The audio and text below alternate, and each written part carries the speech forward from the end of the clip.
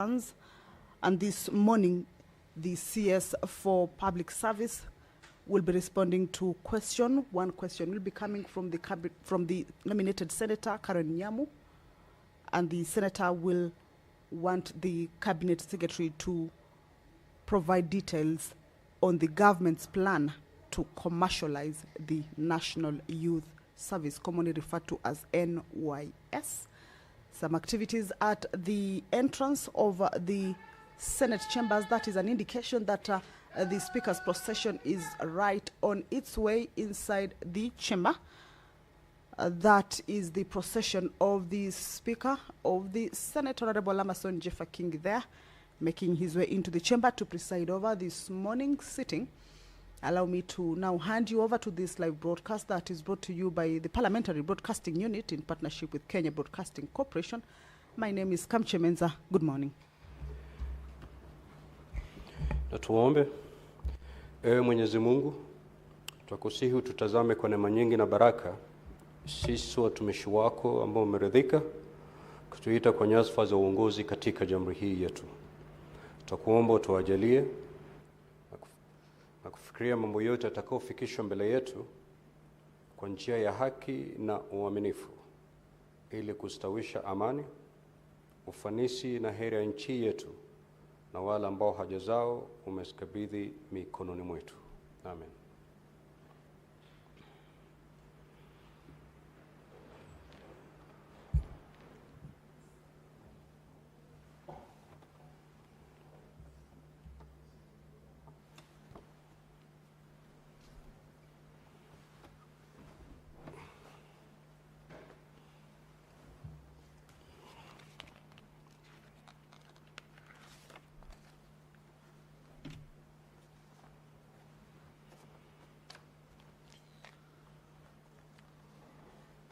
Clerk, to have quorum. Sergeant at arms, kindly ring the quorum bell for 10 minutes.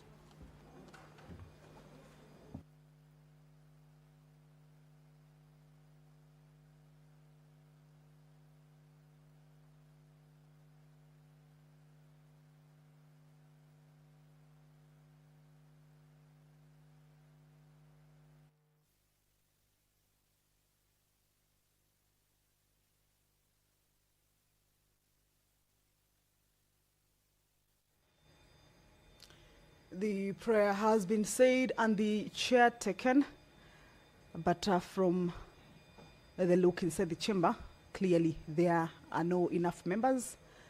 For the House to be deemed to have quorated, at least 15 senators should be inside the chamber. But the Speaker has directed the quorum bell to be rung. That means that the quorum is not present yet. And that means that there is a hitch at the commencement of the sitting of the Senate. The time allocated for the sitting is 9:30, and the Speaker's procession should have signaled that the House commences, or the sitting commences, but due to that quorum hitch, that might delay until that quorum is raised. So what you should be expecting to see now is more members to be able to make their way inside the chamber, join their colleagues, and enable the House raise that much needed quorum, of course, for the business to be able to take place. Remember, if that quorum is not present at the lapse of the first round of the 10-minute quorum bell, a further 10-minute quorum bell will be on. But if at the lapse of the second round the quorum will not have been raised yet, then that means that the House risks being adjourned until the next sitting. And you understand that this morning Cabinet Secretaries have been invited to appear before the House.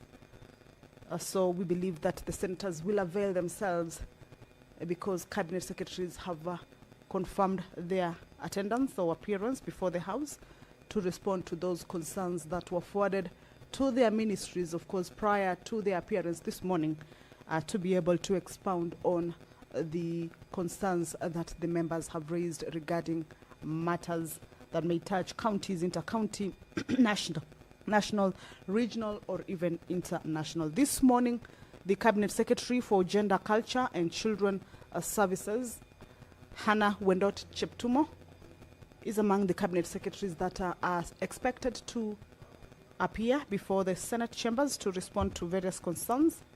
The Cabinet Secretary for Public Service, Human Capital Development and Special Programs, Geoffrey Ruku, is also expected to appear before the Senate this morning. The question that he will be responding to is a question by the nominated senator who has just walked in. Senator Karen Nyamu has a few questions for the Cabinet Secretary for Public Service, Human Capital Development and Special Programs. These questions revolve around matters government's plan to commercialize the National Youth Service, that is NYS. And the senator will want the Cabinet Secretary to provide those details and also to explain how the initiative promotes sustainable employment, how the initiative will promote sustainable employment and long-term skills development for the youth, particularly in marginalized and underserved areas, and also measures that the government has taken or put in place to guarantee transparency and accountability in the commercialization process, as well as whether the Cabinet Secretary could clarify how the findings of investigations into previous instances of financial impropriety at the National Youth Service have informed the current safeguards. That is a question that the CS for Public Service, Human Capital Development and Special Program will be answering this morning, or giving a comprehensive answer to as he appears this morning. The question will be asked by the nominated Senator, Honorable Karen Nyamu. If you're just joining us, is that the House about to commence its sitting? The prayer has already been said and the chair taken. As you can see, the Speaker is already at his seat, just waiting for members to walk in, make their way inside, join the rest of the colleagues. A quorum hitch is currently being faced, and that is why the sitting cannot commence yet. But once that quorum is raised, at least 15 senators will fit to have the House commence its sitting. The quorum bell is set to ring for 10 minutes, and this is to alert senators who may be within the precincts of Parliament and perhaps running late to be able to hasten their steps and join their colleagues inside the chamber. That is the Deputy Speaker of the Senate, Honorable Kathuri Murungi, has also walked in. The whip from the minority side, who is also the Senator for Nairobi County, Honorable Edwin Sifuna. I have just seen him counting the numbers of the members inside the chamber to see whether the number has been attained yet, or perhaps he might be needed to go out of the chamber and whip more members to make their way inside the chambers and allow the House raise that quorum, and also for it to be able to commence the business that is lined up for consideration this morning. Being a Wednesday morning, Cabinet Secretaries will be appearing before the Senate to respond to concerns that normally are forwarded to their ministries prior the day that they will be appearing before the Senate. Right at the front, you can see the stand and seats that the Cabinet Secretaries, once they walk in, they will be able to take a stand and respond to these concerns. And remember, these questions are the primary questions. As the session continues, members of the Senate will have an opportunity to ask supplementary questions, of course, that those that have to be related to the primary question as asked by the senators. So the Cabinet Secretary for Gender, Culture and Children's Services, as well as the Cabinet Secretary for Public Service, Human Capital Development and Special Programs, have confirmed their availability this morning to appear before the Senate. And of course, once that quorum is raised and the business or the sitting commences, these members or these cabinet secretaries will be ushered in. The Cabinet Secretary for National Treasury and Economic Planning has also been invited this morning, or was also invited to appear before the Senate this morning. The Cabinet Secretary for National Treasury and Economic Planning, John Mbadi. And when the Cabinet Secretary shows up, he will be responding to a question from the Senator for Kisumu County, Professor Tom Ojienda. This question revolves around matters Kenya's current stock of domestic and external debt. The Cabinet Secretary will be required to provide information regarding this and also disclose the debt to GDP, that is the gross domestic product ratio. Also, if there are any measures that are in place to ensure the funds raised through borrowing are utilized effectively and translate into tangible development outcomes across the country.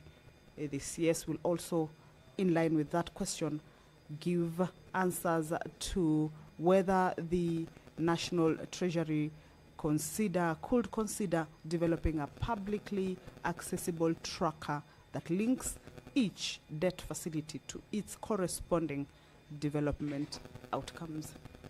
The House is about to commence its sitting. There is a quorum hitch owing to less number of members inside the chamber. As provided for in the House Standing Order number 39, at least 15 senators should be present at the time the prayer is said and the chair taken. Standing Order number 40 indicates that if that quorum is not present, then that would mean that the House has not quorated. And just to give some room to the members who could be running late to get to the chamber, a quorum bell is rung for 10 minutes. Currently, what is on is a 10-minute quorum bell. That is the first round. At the lapse of this 10-minute quorum bell, if the quorum will not have been raised yet, a further 10-minute quorum bell will be on for the members to be able to join their colleagues. But remember, the same standing order provides that if that quorum is not raised at the lapse of the second round of the quorum bell, then the House will be adjourned, actually. So that is the rules that guides the House. And this morning, it's a day that is set aside for cabinet secretaries. That bell has stopped. We should be expecting to hear from the Speaker to be able to understand whether the quorum has been raised for the House to commence. So that is the clerk engaging the Speaker on the matter quorum. Let's listen in. Sergeant at arms, kindly ring the quorum bell for a further 10 minutes.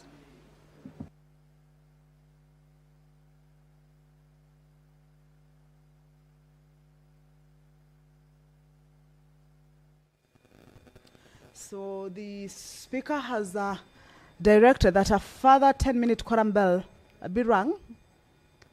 That means that the quorum has not been attained yet. However, at least more senators have walked in during the first quorum bell, the first round of the 10-minute quorum bell. So we believe now that just a few are remaining, perhaps 3 or 2. The whip from the minority side has just walked out. Of course, this is to whip members who may be just yet to make their way into the chamber to be able to hasten their steps. Remember, the commencement of the House or the sitting, the time allocated 9:30, it is now 16 minutes past that particular time or hour. So that is the situation at the Senate now. But we believe that the quorum will be raised. Just a few more members needed. And we believe that quorum will be raised and the business will commence to be able to engage the cabinet secretaries who have made their way to the parliament buildings, specifically to the Senate, to be able to appear before or honor that particular invite that they received from the Senate for them to provide comprehensive responses to the matters that the senators forwarded to their ministries. And once that quorum is raised, then without any further delay, we shall be handing this business back to the House for you to be able to follow on the proceedings of this day. The Cabinet Secretary for National Treasury and Economic Planning also was invited to appear before the Senate this morning. And of course, once the House has raised its quorum and the business commences or the sitting commences, the Speaker will update the House on whether the Cabinet Secretaries are yet at the Senate, whether they have confirmed the availability, and whether they are at the Senate, or if there are any that cancelled their available, that particular confirmation of them being available, whether they cancelled or whether they excused themselves from this particular business this morning. But the Cabinet Secretary for National Treasury and Economic Planning is expected to appear and respond to question also from the, this is a second question from the Senator for Kisumu County, Professor Tom Ojenda. This second question revolves around the suspension of SACCO registrations across the country. The CS will be explaining the reasons, criteria, and legal basis for that particular suspension of the SACCO registrations across the country. Also, if there are any measures that the minister has put in place to ensure that suspension does not adversely affect access to credit, savings, and financial inclusion. Where the quorum has been attained, allow me to hand you over. Now. So we'll start the day's business. Clerk, you may proceed to call the first order. Order number 1, administration of oath. Order number 2, communication from the chair. Order number 3, messages. Order number 4, petitions. Order number 5, papers. Order number 6, notices of motion. Order number 7, questions and statements. Now, honorable senators, we'll start with question number 090, a question by Honorable Senator Miraj Abdullahi, directed to the CS in charge of Gender, Culture, and Children's Services. Clerk, can you usher in the Honorable CS, please?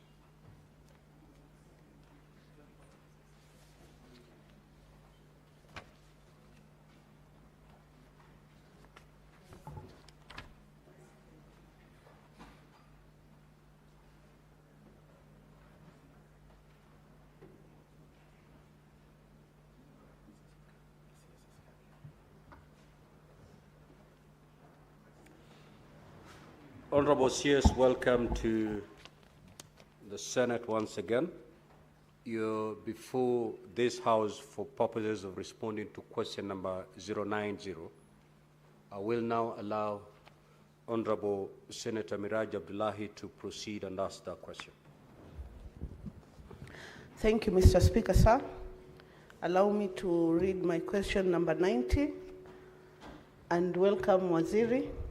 What action has the ministry taken to address the chronic underfunding of the Directorate of Children's Services, and could the Cabinet Secretary disclose the budget estimate for the Directorate in the 2025-2026 financial year, as well as the projected budgetary allocation for the Directorate in the medium term?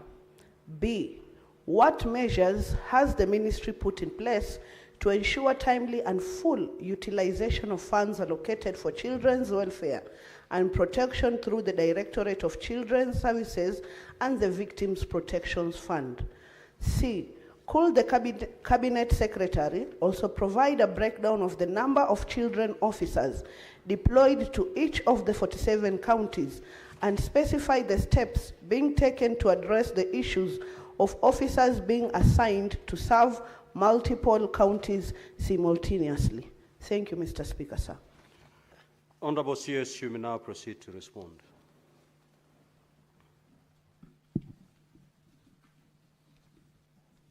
Thank you very much. Good morning, Honorable Speaker and Honorable members. Let me take this opportunity to thank you for giving us an opportunity to be before this Honorable House to be able to respond to the questions which have been put before us. And therefore, I'll proceed to answer the question as asked. The actions that the ministry has taken to address the chronic underfunding. In response to question number 1, the Ministry of Gender, Culture and Children's Services acknowledges the long-standing challenge of underfunding facing the State Department for Children's Services, formerly the Directorate of Children's Services, which has historically limited the State Department for Children's Services' ability to discharge its mandate of promoting and safeguarding the rights and welfare of children across Kenya. In light of this, the ministry, through the newly established State Department for Children's Services, has adopted a multi-pronged approach to advocate for increased budgetary allocations, ensuring that children protection financing is mainstreamed into national broader planning and resource mobilization frameworks. The key actions taken are as outlined before. High-level budget advocacy and engagement.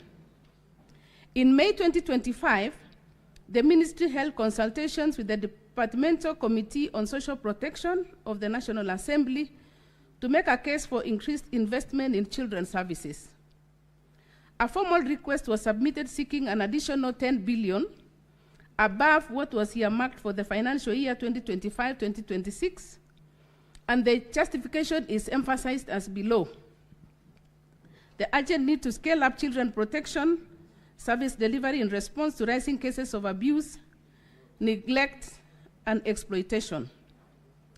The financial requirements for recruitment and deployment of additional children officers, the operationalization of new sub-county offices and mobile outreach services, and strengthening data management through the Child Protection Information Management System, known as CPIMS. The second action is integration of children services priorities in national planning frameworks. The ministry has ensured that the strategic priorities of the State Department for Children's Services are well integrated within the medium-term expenditure framework and are aligned to key national development blueprints, including Kenya Vision 2030 and its social pillar, the four-term plan MT4 2023-2027, the bottom-up transformation agenda, particularly its focus on social protection, inclusion, and human capital development. These alignments aim at making children protection a national priority, thereby increasing the visibility and competitiveness of the funding proposals of the State Department for Children's Services during the national budget process. C, administrative restructuring for greater budget visibility. Following the recent restructuring, the State Department for Children's Services was separated from the State Department for Social Protection and Senior Citizen Affairs. These has significantly enhanced the feasibility of the State Department for Children's Services, thereby revealing the deep need for greater budgetary allocation within the national fiscal framework to enable more targeted planning and resource allocation for child protection functions. The second action is budget estimate for 2025-2026. As per the ministry's recent submissions to the National Treasury in May 2025, the total budget estimate for the newly established State Department for Children's Services for the year 2025-2026 is Kenya shillings 12.318 billion. This is broken down as follows. The recurrent expenditure is 12 billion 74 million. and the development expenditure is 244 million. See the below for the detailed line items under the recurrent vote. I am sure that you already have that. So on the economic classification, compensation to employees is 1,167,867,643. Use of goods and services is 610,885,301. Current transfer to government agencies is 10,249,698,000. Non-financial assets is 45,625,350, making that total of 12,074,076,294.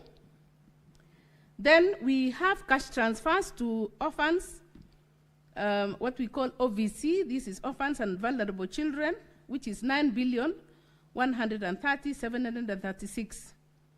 The State Department is currently supporting 445 children, 516 households, 516 households as per the October 2025 payroll. So that is money that we receive and then we send directly to these families. So the total recurrent budget exclusive of personnel emoluments, that is PE, we have rehabilitation schools. The budget is 127,448,388. Then children's remand homes, 98,383,588. National Council for Children's Services is 81,117,000. Sub-county children's services is 44,192,375. Then we have children's services. We have the headquarters. 34,355,784. Headquarters emergency relief and refugee assistance is 330 million. Alternative family care services is 3,882,225. Child Welfare Society of Kenya 600,045,000. Counter trafficking in persons is 2,016,475, and presidential bursary is 100 million.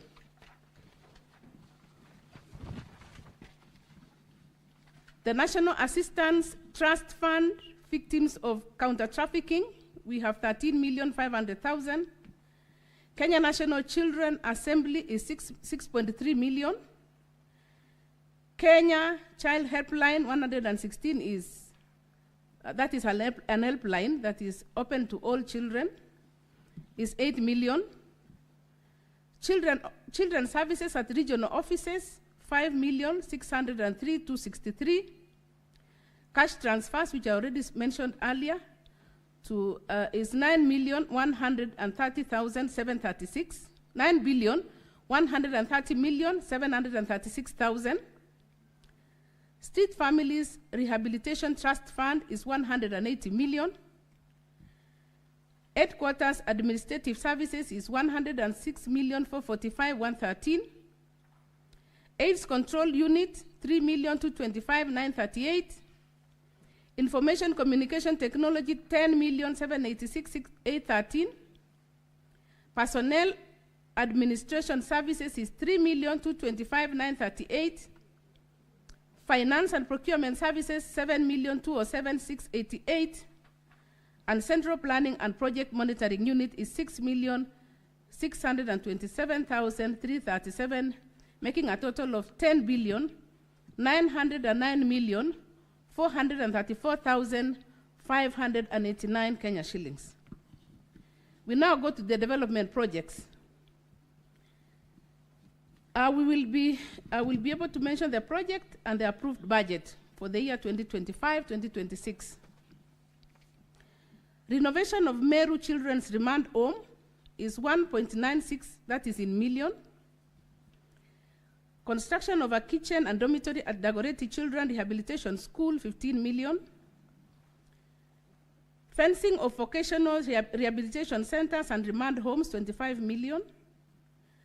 Renovation of Likoni Children Rehabilitation School, 10 million.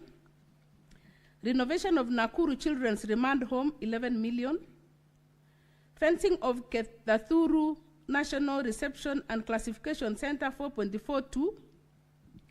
Renovation of Nyeri Children's Remand Home, 10 million, 0.54. Renovation of Manga Children's Remand Home, 3.68 million. Othaya Children's Rescue Center, 6,720,000. Renovation of Muranga Children's Remand Home, 7.88 million. Kericho Children's Rehabilitation School and Remand Home, 6.44. Fencing at the Othaya Children's Rehabilitation School in Nyeri is 6,630,000. Fencing of Kakamega Children's Remand Home, 4.71 million. Kakamega Children's Rehabilitation School, 9.6 million. Renovation of Mount Elgon Sub-County Children's Office, 1.59 million. Construction of Ijara Sub-County Children's Home, 2.6 million. Renovation of Muranga Social Development Office, 10 million, 0.23. And replacement of asbestos roofing and renovation of statutory children's one is 100 million. Then the medium-term budget projection for 2026, 2027, 2028, 2029. The ministry is working closely with the National Treasury to ensure a progressive increase in child protection funding over the medium term. The projected budget requirement for the State Department for Children's Services is given in the table below. That is the budget requirement for children's services in 3 outer financial years. Financial year 2026-2027 projected budget allocation is 12 billion 56 million. 2027-2028 is 13.73 billion. 2028-2029 is 15.10 billion. That is progressive. It increases as the years go by. That is between 2026 to 2029. I will now proceed to answer question number 2. And the question was, what measures has the ministry put in place to ensure timely and full utilization of funds allocated for children welfare and protection through the Directorate of Children's Services and the Victims Protection Fund? Response. The ministry has implemented several operational and financial control measures. These are aligned with the best practices in Public Finance Management Act of 2012 to eliminate 2012 Public Procurement and Disposal Act of 2005 and its regulations of 2020 and aim to eliminate delays and inefficiencies. The ministry has undertaken the following. 1, timely approval of work plan, procurement plan, cash flow plan in financial year 2025-2026. Timely request of exchequer from the National Treasury. Timely approval of the planned departmental activities by the accounting officer and the AIE holders. Delays in approvals are tracked and reported to the Principal Secretary for action. Timely requisition of payments by sections and departments. And the ministry has consulted State Department for Public Work Engineers and Quantity Surveyors for support to SDCs in preparing accurate and timely bill of quantities for its capital projects. Accounting officer has delegated authority to incur expenditure to heads of departments. AIE holders are empowered to approve payments within their limits, thus reducing bottlenecks. The Victim Protection Fund in Kenya aims to assist and support victims of crime and abuse of power. Established by the Victims Protection Act of 2014, the fund provides resources for victims, including legal and social services, and financial assistance for expenses related to their well-being. The Office of the Attorney General and the Department of Justice coordinates the function.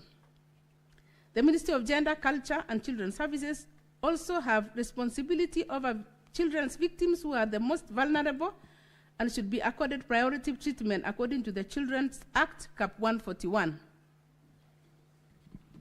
The third question,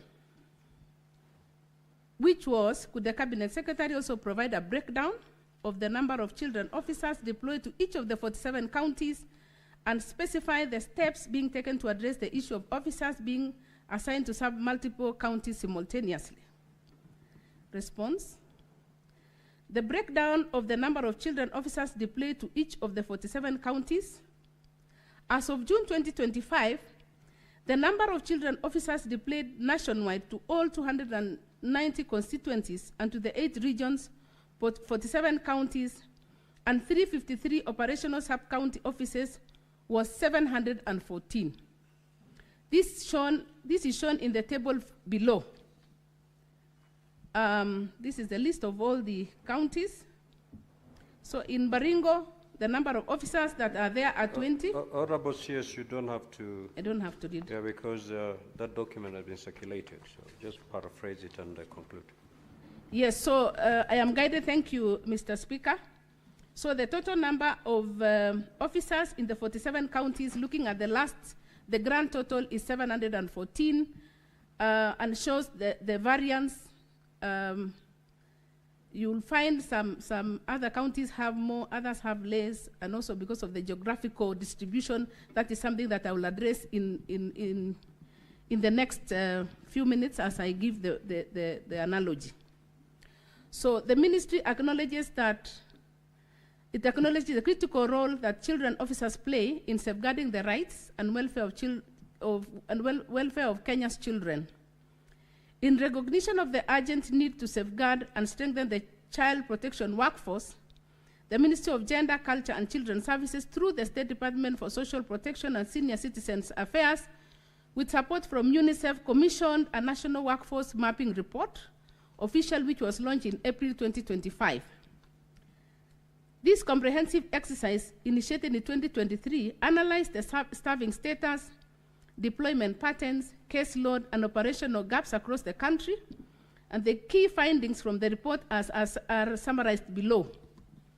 One is high child protection burden. From 2019, Violence Against Children survey, it was revealed that over 50% of children in Kenya experience violence before the age of 18, underscoring the magnitude of demand for child protection services.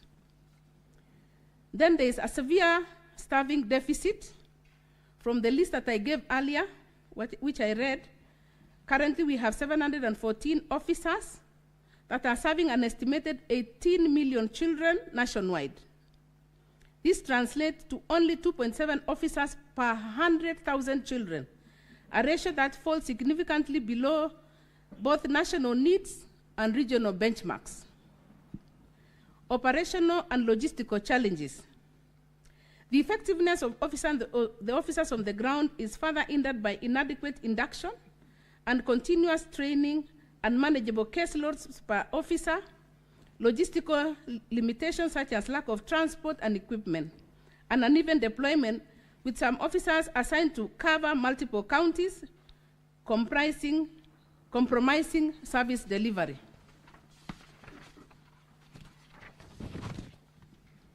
County-level deployment status. From the county-by-county breakdown of the deployment of children officers above, it is noted that the average number of officers per county is 15.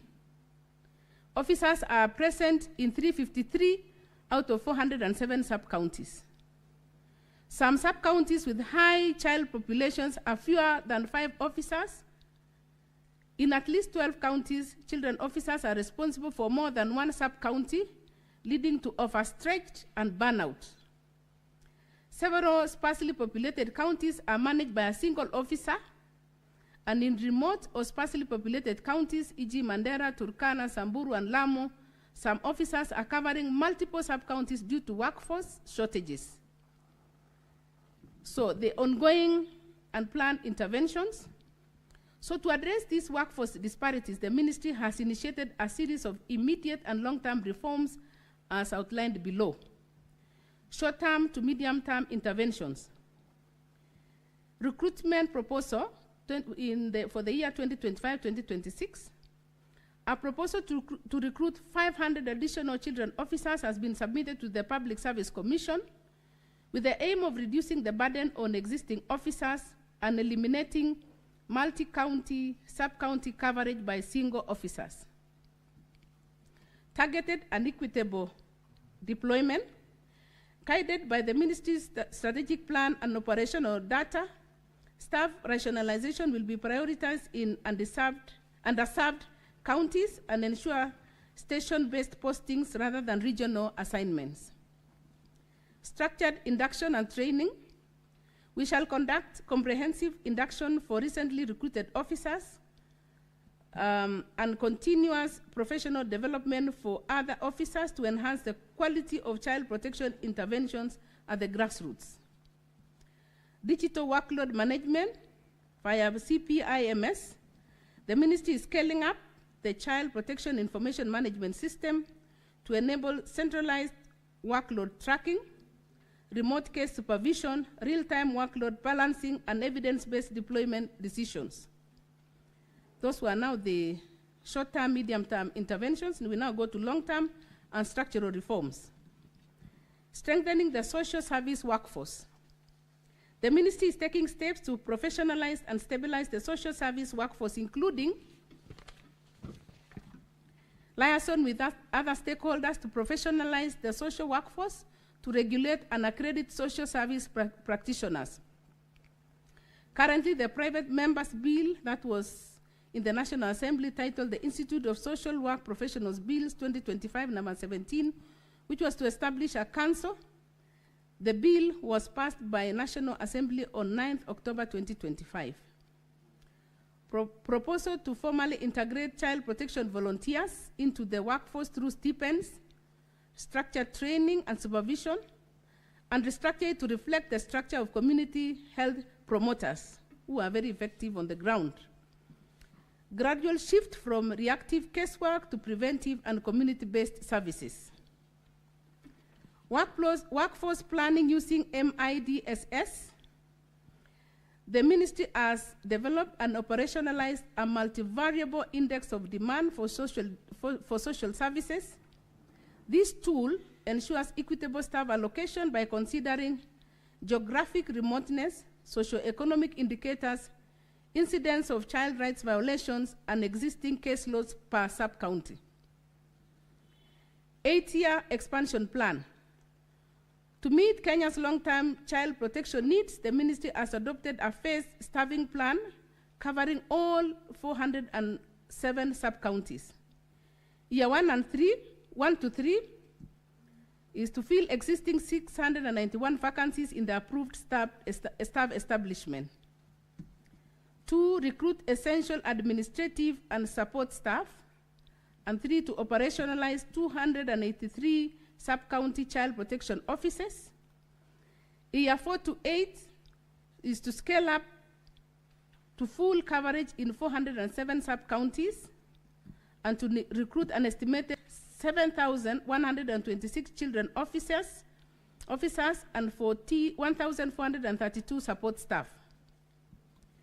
Projected investment and impact. These projected expansions will require an ambitious cost, but will reap fast benefits that need our consideration. These are given in the table below. I don't know whether I should read this one because it is very small. The parameters are, the total annual cost is 5 billion, 3.9. The share of national budget is 0.15%. Increase in workforce size is 6.8%, 648%, the increase that will come when we employ more people. Increase in case handling capacity is 428%. That is up to 1 million cases per year.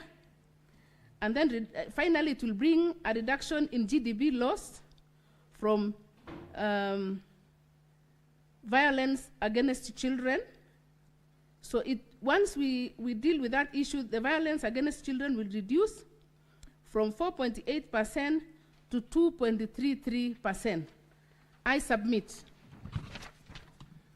Senator Miraj, you may ask supplementary question if you have any. Yes, Senator. Mr. Speaker, allow me to ask the last person after my fellow members. Okay. Senator Chute. Thank you very much, Honorable Speaker. Welcome to the Senate again, Madam. Madam, as you are aware, Marsabit County and Turkana County are the largest counties in this republic.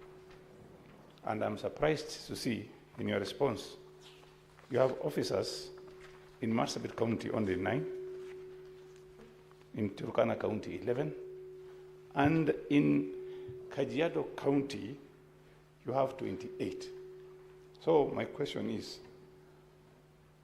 have you ever visited those counties? When are you going to visit? What is the justification? The most largest, biggest county, larger, also very difficult to reach some places, having only 9 officers.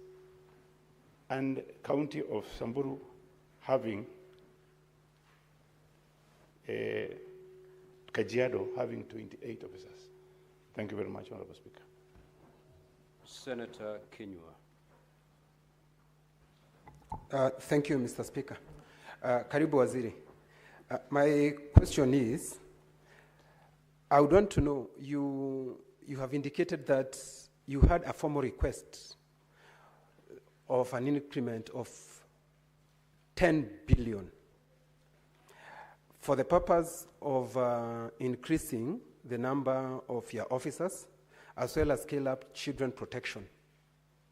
But having requested that, what I'm seeing is that you have a budget of 11 billion. Then the projected budget for the years to come is 13 billion and 15 billion. Does it mean then that what you had, the question that Chute is asking about more officers are not going to be recruited, because the amount that you are asked it for are not were not given, and in your projection, you're not even showing anywhere that you have captured the 10 billion you have indicated. And what's even shocking me, Mr. Speaker, is that in the budget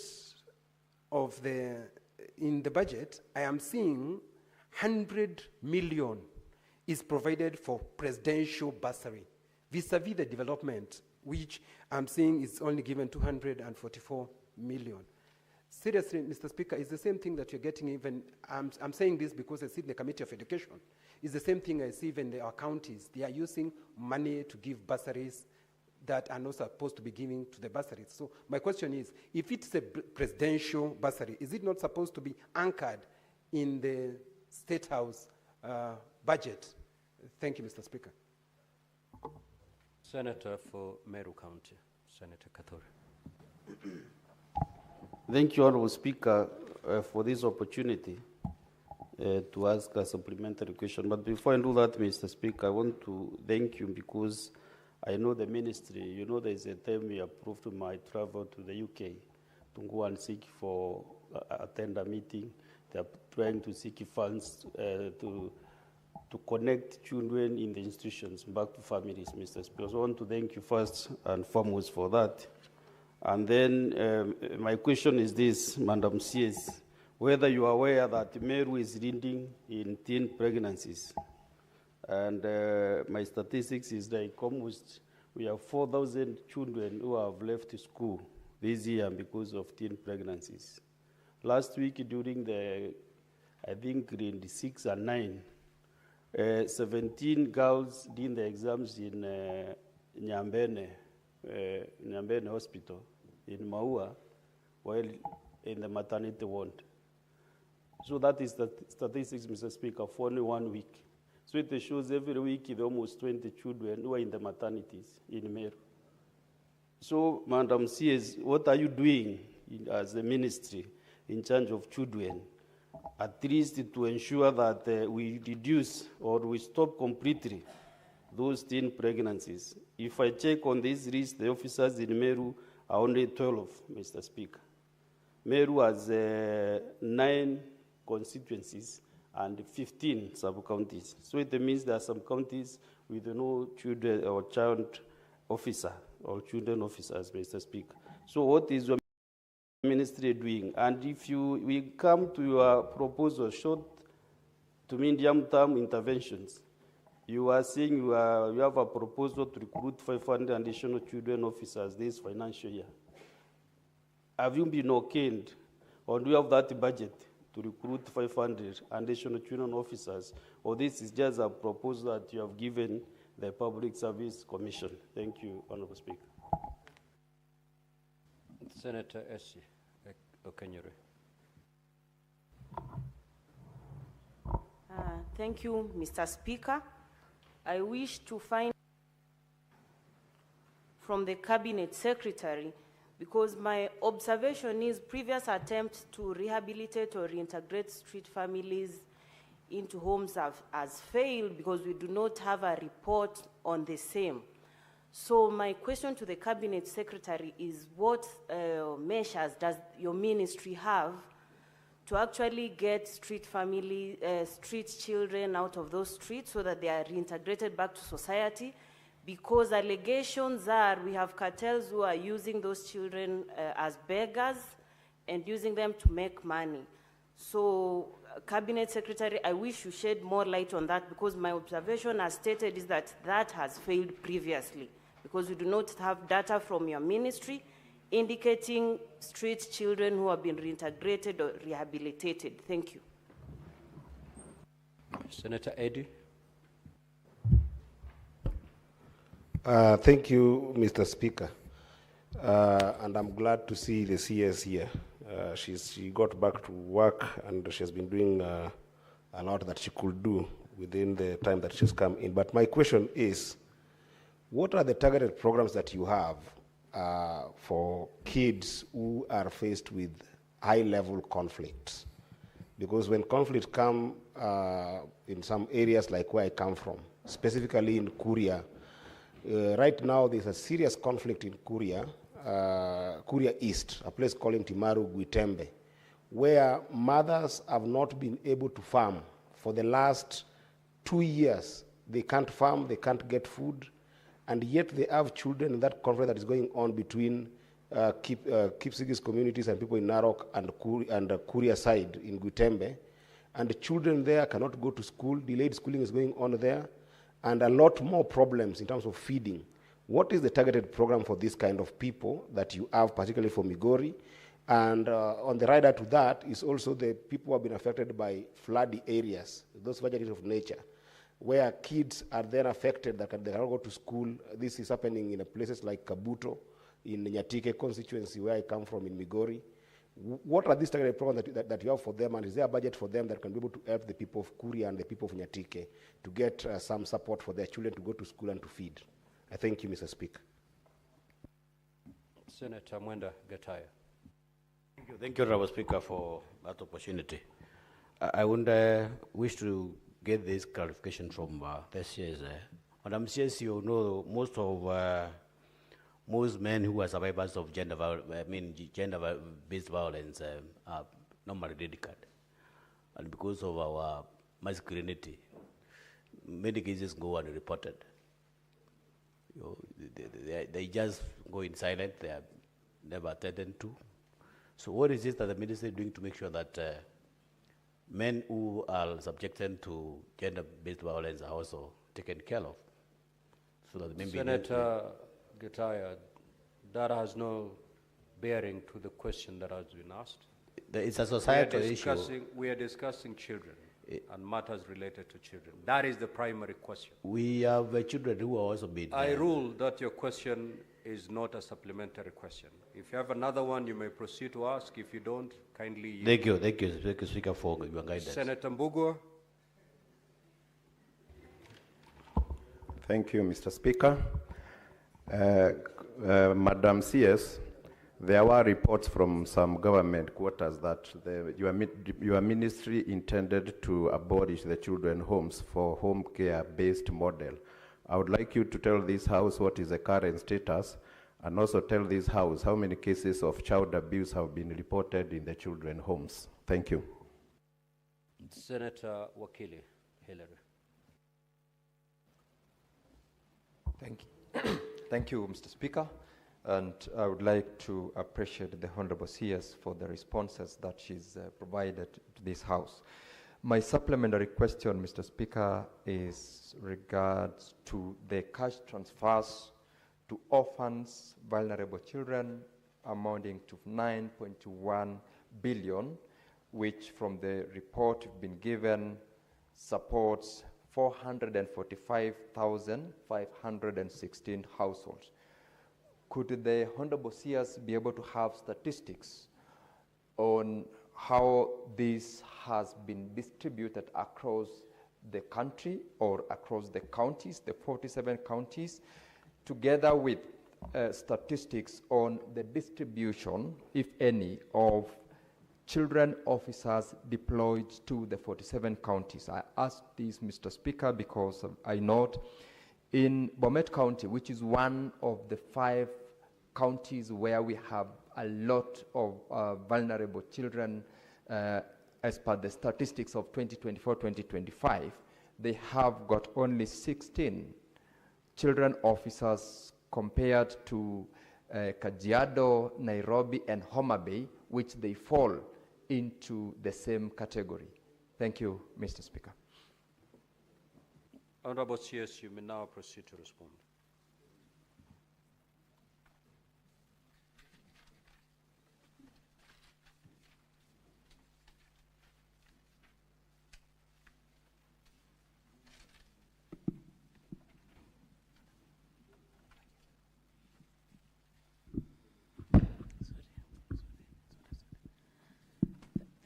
Thank you very much for the supplementary questions. Let me begin with the answer to Senator Chute. I think that was the first question. You asked the question, Turkana, which have 9 officers, 11, and Kajiado 25, respectively. We have visited these counties, and when I say we, it is we as a ministry. We have visited, and we note that truly there is a very big gap, and we are redistributing them after the training. We have officers who are undergoing training, and we shall distribute them according to the need assessment. You will agree with me that from the answers that I gave earlier, that there is a very big gap of officers. We have a shortage of officers. And once we have officers, we shall distribute according to the population of the children and also according to the geographical distribution, because every child deserves to be taken care of. And we also want to say at this particular time that it is important that this State Department for Children's Services has now been given that position, because earlier on it was just a directorate, and therefore it was not receiving the necessary funds and the feasibility. But now that we have a whole State Department, we are now looking at very critically on the needs assessment as per the county and as per the population of the children. I will also go to the question about the budget projections.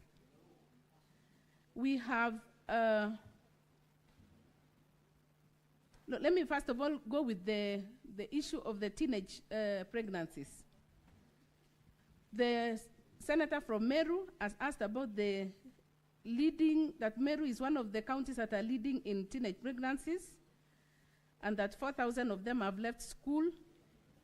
We have an adolescent program under the niche, supported by Government of Kenya and World Bank and other partners. We still need more funds because this is a societal problem, and we must be able to all address this particular problem, and we want to all applaud to the House also and all Kenyans to be able to take care of our children. These challenges of teenage pregnancies can be addressed at a very early age when the children are well educated and they are informed about what is happening in the biological processes.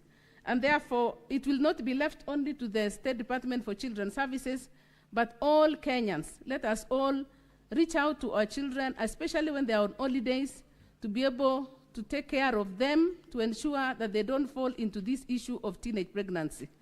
So, as the State Department for Children's Services, we'll do our part, especially when we get the budget support, but we want to call upon all Kenyans to ensure that we teach our children on what is happening, because some of them are innocent. About the street families rehabilitation integration, we have, these children are not only Kenyans, they're also foreigners. So we are also reaching out to, through the East African integration, reaching out to the other member states to ensure that all these children are taken back, reintegrated back to their family homes. Because a census has been done, and the report is almost out, but already the preliminary reports that we are getting is that most of the families are not Kenyans only. We have Kenyan families, and we have foreigners. So all these people must be informed where they have come from and be reintegrated back to their communities.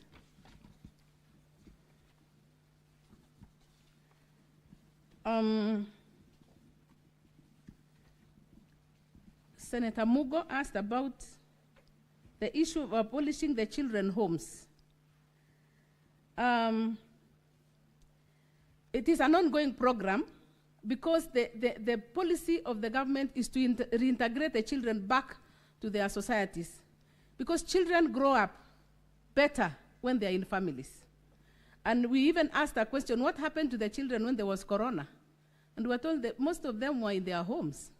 So the truth is, some of these children, they belong to their homes. And therefore, part of the findings that will come out, or the statistics that we shall get after the census, we'll be able to know who can actually be reintegrated back, so that people can grow well in their families where there is a father and a mother, or at least a relatives, even if they are children who do not have a father and a mother by virtue of death, they will be reintegrated back to the society where there are elders who can be able to guide them, and that will even avoid these problems of teenage pregnancies and the rest, because there will be guidance from that level.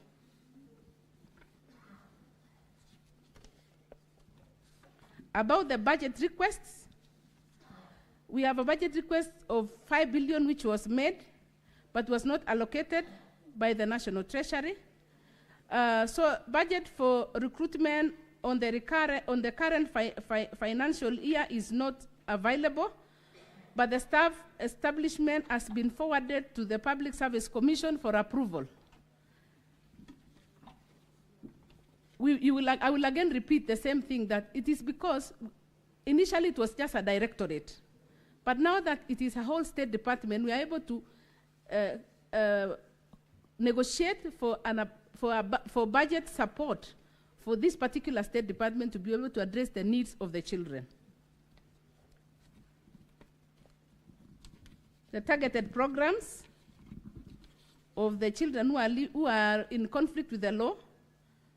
So through emergencies budget, which is 330 million, we are addressing FGM, sensitizing communities.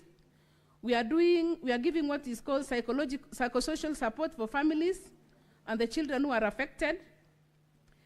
The GBV is one of the issues that is affecting children even as they grow up. So there is a presidential task force which was established to be able to understand what are the causes of gender-based violence and femicide. And the task force has already finished their report, which is going to be released very soon, and it will inform also part of our decision-making and how we run our programs.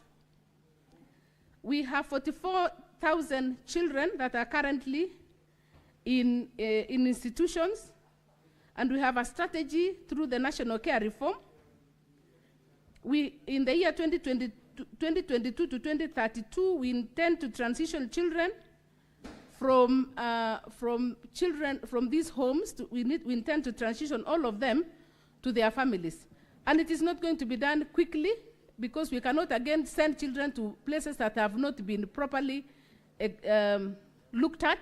So we also have to take care of them. So we ensure that we do the transition progressively as we also monitor how these children are adjusting back, so that we don't have a backlash of releasing the children back to their families, and then they get issues of violence and mistreatment that comes with people that have never lived with children for a long time. So I've attempted to answer some of the questions. In case there is any that I have not answered, I'll be willing again to come back. Thank you, Mr. Speaker. Thank you, Honorable CS Senator Kanyuri. You're out of order. Kindly hold your horses.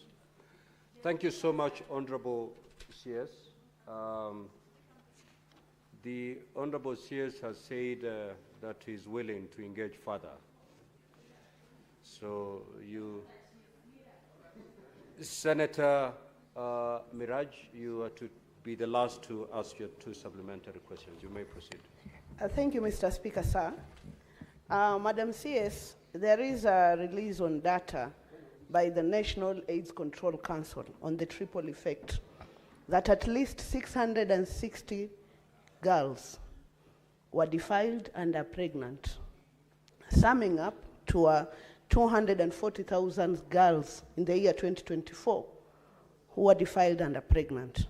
I don't know what are the measures. I was listening through your answers to get to glance on something that you are doing as a ministry to curb this situation, given that there is a young girl from Meru County, 26 years old, who is already a grandmother. So this shows that it is a vicious cycle that our children are going through. Secondly, I'm asking about the operationalization of the Victims Fund, given that a report indicates that the money that are released to that fund by the Exchequer usually goes back to the account because you don't have a policy.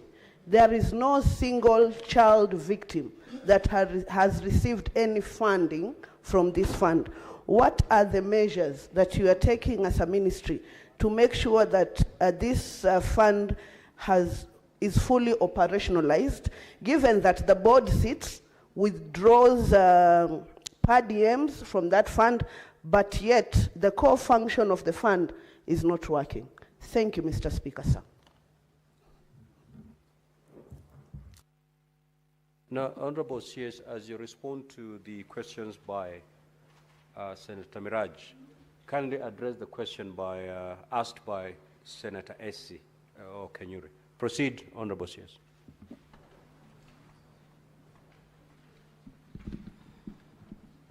Thank you, Senator. The response to the issue of teenage pregnancies, which is actually very alarming and very worrying, we must admit that. And as asked by the senator from Meru, Meru is leading in teenage pregnancies. The ministry has a plan on adolescents through the World Bank funding.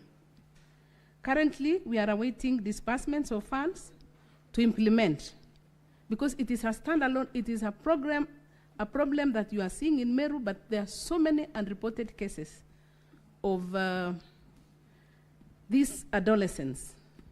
And you can imagine a child who is a mother. So a child and a child mother and a child. So these are issues that seriously we are looking at them. And I have given this answer, but we are engaging very, very rigorously to ensure that we even approach it, and we use what is called an all-of-government approach. We are dealing with the Ministry of Education, religious organization, the Ministry of Interior through the Ngao, to be able to speak and educate these children and address this particular issue, so that we do not only wait until we have statistics. Like now during the holidays, the children should be sensitized on this, because again, when we come to with all the festivities and this kind of parties in the evening, you know, children are free. We are calling upon, let me even use this opportunity to call upon all parents and guardians. Tafadhali, please help us to keep the children safe. Please don't send children to places that you do not know where they are, because come the new year, we'll now be having maybe double the number. So I'm sending a clarion call to all parents to please take care of our children. Tell the girls what it means to be out in the dark with a boy where you are not sure what is going to happen next. It's simple things that we have to tell them. Tell them in the morning, tell them in the evening, tell them in church, tell them in school, tell them everywhere. We all have a duty. The second question was,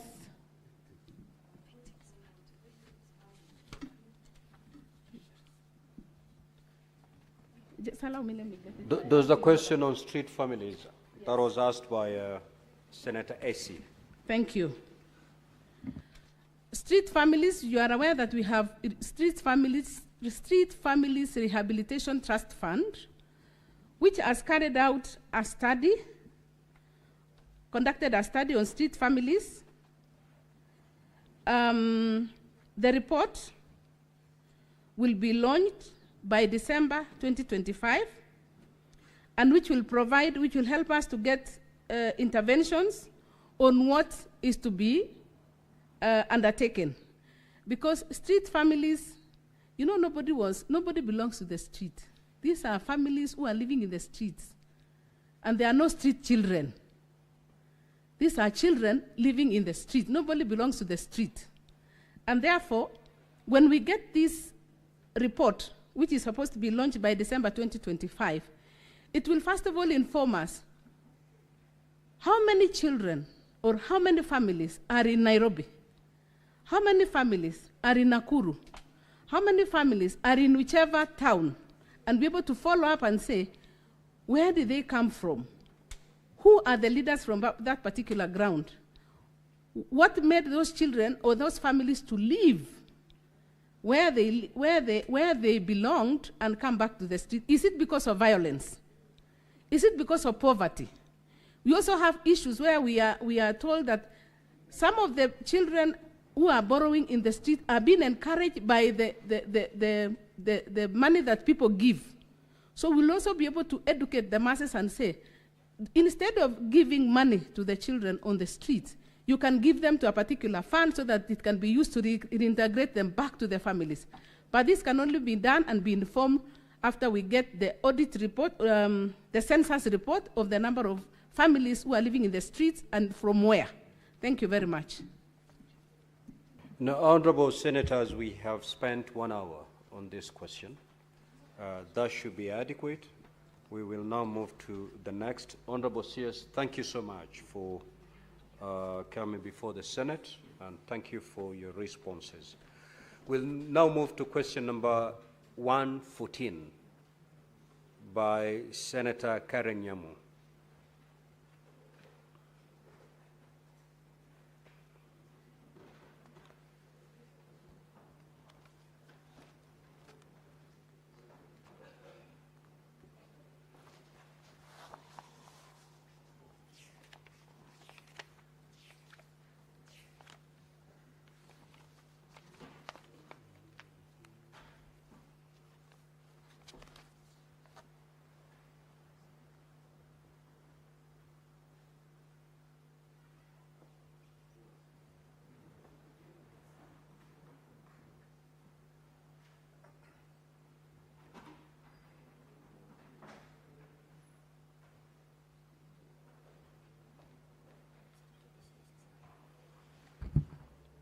Welcome, Honorable CS, to the Senate. You're before the Senate for purposes of responding to question number 114 by Honorable Senator Karen Nyamu. Honorable Senator, you may now proceed to ask your question. Thank you very much, Mr. Speaker. I'll go ahead and ask the Cabinet Secretary for Public Service, Human Capital, Development and Special Programs, and Karibu Waziri to the Senate. Could the Cabinet Secretary provide details on the government's plan to commercialize the National Youth Service, NYS?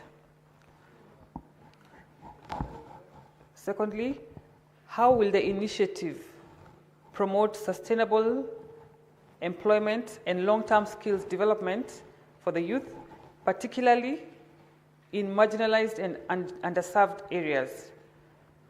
And finally, what measures has the government put in place to guarantee transparency and accountability in the commercialization process? And could the Cabinet Secretary clarify how the findings of investigations into previous instances of financial impropriety at NYS have informed the current safeguards? Thank you, Mr. Speaker. Honorable CS, you may now proceed to respond.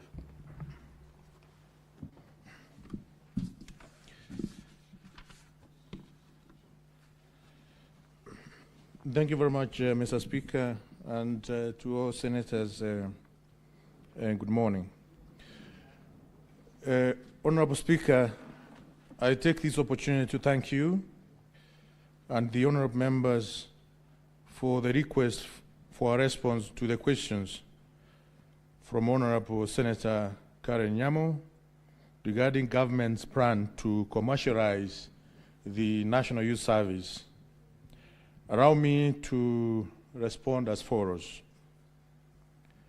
The first question, maybe I can repeat the question, that could the Cabinet Secretary provide the details on government plan to commercialize the National Youth Service. Honorable Speaker, the National Youth Service Act 2018, Section 5.1, establishes National Youth Service as a uniformed and disciplined service and a corporate body. The National Youth Service Act 2018, Section 7.1d, mandates the service to undertake such enterprise and commercial activities for the furtherance of its mandate, which is to train and empower youth through paramilitary, vocational, and personal development programs, while also engaging in commercial and national services activities. Honorable Speaker, the government's National Youth Commercialization Agenda was informed by, 1, presidential directives and policy guidance, 2, the bottom-up economic transformation agenda, the fourth-term, medium-term plan, and also Kenya Vision 2030. Number 3, it was informed by the need to address youth unemployment and vulnerability through structured training and enterprise engagement.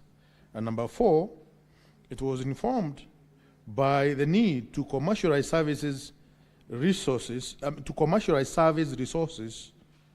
including personnel, machinery, equipment, land, and projects to increase the revenue generation.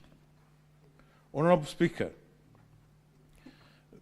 the commercial and enterprise development of a National Youth Service is aimed to transform the existing production unit into competitive business ventures, contributing to service sustainability. Mr. Speaker, at the moment, the National Treasury finances, or we get money from Exchequer every single month. And as you know, the budget of our nation is quite tight as it is at the moment. And therefore, the services which are offered by National Youth Service can be commercialized for the purpose of having sustainability and for the purpose of increasing the intake of National Youth Service every single year. At the moment, Mr. Speaker, we have 18,000 unsubmitted recruits who graduated from training, paramilitary training, this year, and it's the effort of the government to increase from 18,000 to 40,000 come January this year. For that to, next year, sorry, January next year. For that to happen, Mr. Speaker, a lot of resources are required. And therefore, it is the effort of the government through presidential directive for the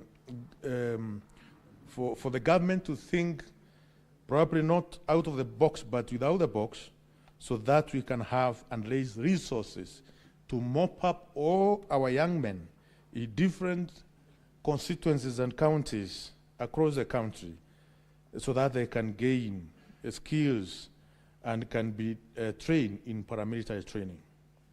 Mr. Speaker, the service is in the process of establishing the National Youth Service Enterprises and the services company to act as a commercial arm of the National Youth Service commercialization agenda. The process of approval of the regulations and registration of the company is ongoing.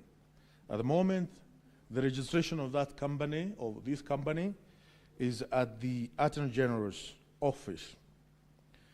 The company will implement business plans on mechanization, construction, agriculture, agro-processing, textile and garment production, hospitality, as well as security services, Mr. Speaker. Mr. Speaker, you know the government is implementing affordable housing program. And there's huge construction which is going on across different counties in the Republic of Kenya. All these work which are going on at the moment, National Youth Service can take advantage of the affordable housing program and earn some money which can go a long way in ensuring we have many young Kenyans who are getting proper training in not only paramilitary training, but also in vocational and technical colleges we have across the country. Mr. Speaker, the company will implement business plans and mechanization, construction. Sorry, I have mentioned that. Mr. Speaker, the program will also take keen and work hand in partnership with the public and private stakeholders to ensure access to markets, technology transfer, and innovation, as well as the commercialization matrix will be developed to track performance, investments, and outcome across all National Youth Service enterprises. Mr. Speaker, allow me now to go to the second question. And the second question is, how will the initiative promote sustainable development and long-term skills development for the youth, particularly in marginalized and underserved areas? Mr. Speaker, I had an opportunity for the few months I've been a Cabinet Secretary to travel to different corners of this country. We have many areas, many counties which are marginalized, Mr. Speaker, and National Youth Service is taking this opportunity through this initiative to enhance employment, revenue generation, and sustainability of the service, so that the business plans which has been developed, taking care of different portfolios to ensure all these enterprises will cover multiple sectors that directly contribute to the youth empowerment and the national development. Mr. Speaker, the Kenyan youth are asking us every single day, where are the jobs? any opportunity that the government of Kenya can have to initiate jobs creation, that is what we are doing, Mr. Speaker, through commercialization process, that the construction of affordable housing which is going on, the National Youth Service trained youth will take advantage of that. The repairs of vehicles, the National Youth Service trained youth will take advantage of that. That will go a long way in jobs creation. Through this enterprise, National Youth Service aims to generate sustainable employment for thousands of youth, particularly from the marginalized and underserved regions. Through this enterprise, Mr. Speaker, National Youth Service aims to provide hands-on technical experience, entrepreneurship training, internship opportunities, and accredited certifications aligned to the industry needs. Mr. Speaker, through this enterprise, National Youth Service also aims to support local industrialization and SME growth through linkages between training, production, and market access. It also aims to reinforce long-term skills development and self-reliance through a structured approach combining formal training, on-the-job on-job training, as well as enterprise incubation. Mr. Speaker, now allow me to go to the third question. And the question reads, what measures has the government put in place to guarantee transparency and accountability in commercialization process? And could the Cabinet Secretary clarify how the findings of investigations of previous instances of financial impropriety at National Youth Service have informed the current safeguards? Mr. Speaker, let me also start by saying that a few weeks in the office, some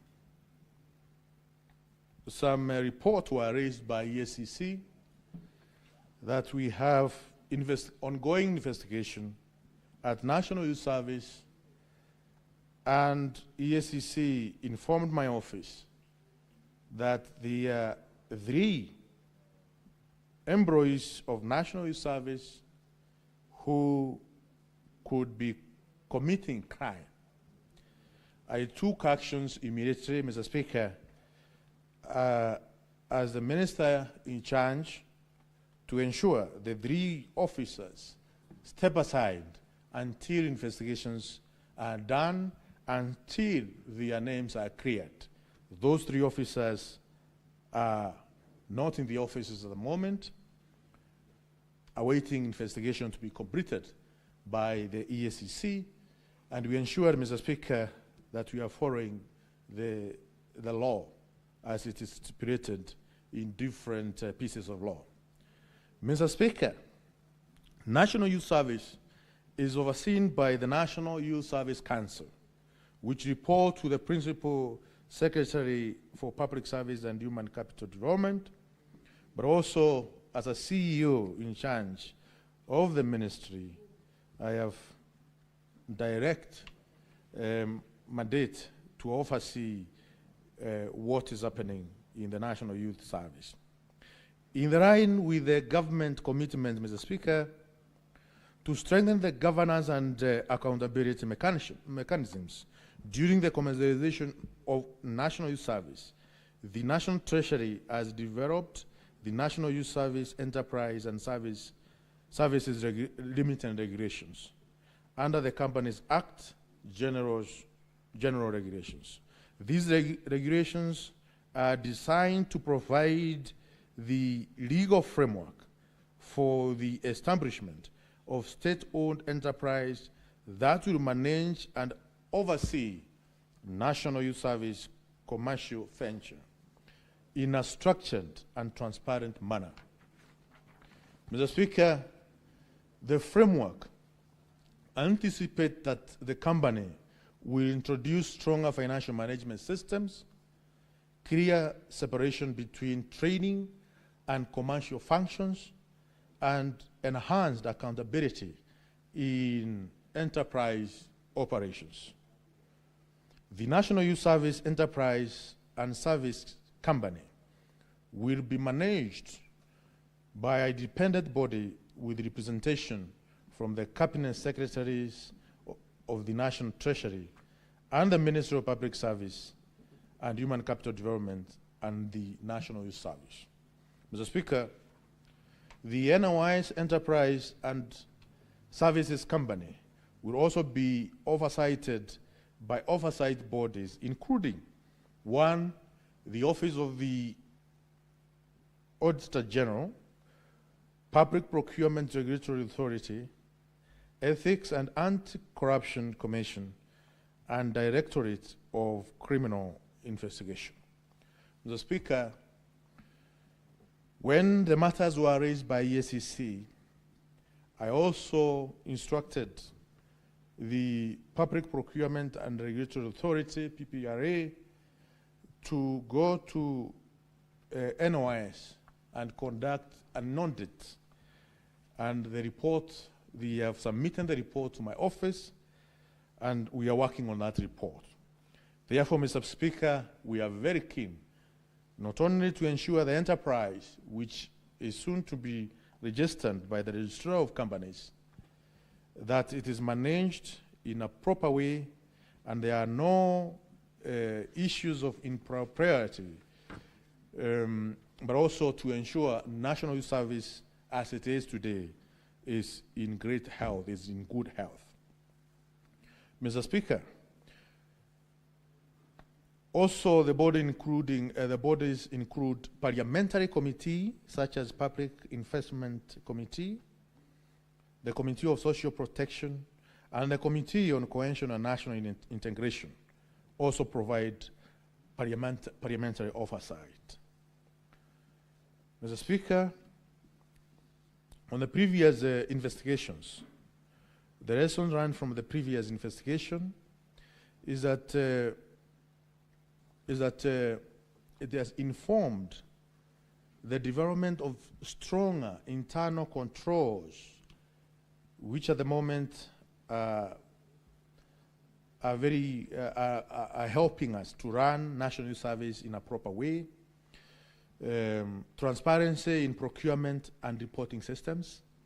Also, the service has strengthened internal audit and compliance functions, risk management structures, and enhanced cooperation with anti-corruption agencies to ensure preventive oversight. Mr. Speaker, I thank you for this opportunity to appear before you and the honorable members of the Senate.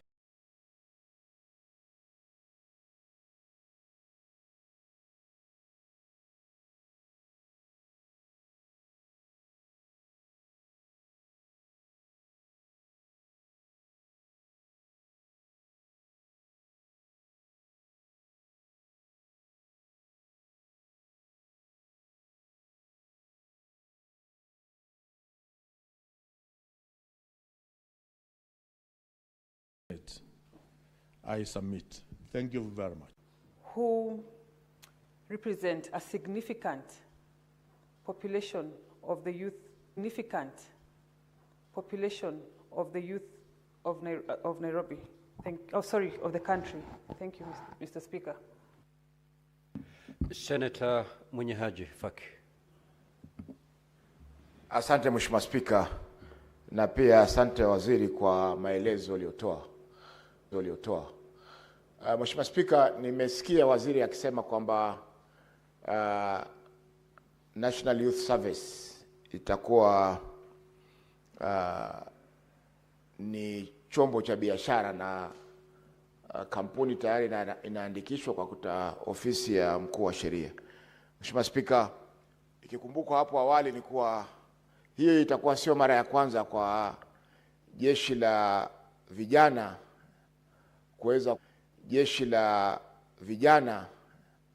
kuweza kufanya biashara. Nakumbuka miaka ya 80 na miaka ya 90 walikuwa wanafanya biashara ya transport, mabasi ya National Youth Service. Na baada ya muda mabasi yale yalisimama na serikali ikawa imepata hasara kubwa. Kwa hivyo sio mara ya kwanza kwamba ni jambo jipya lilifanyika. Na je, wizara imejifunza kutokana na makosa yale yaliyotokea?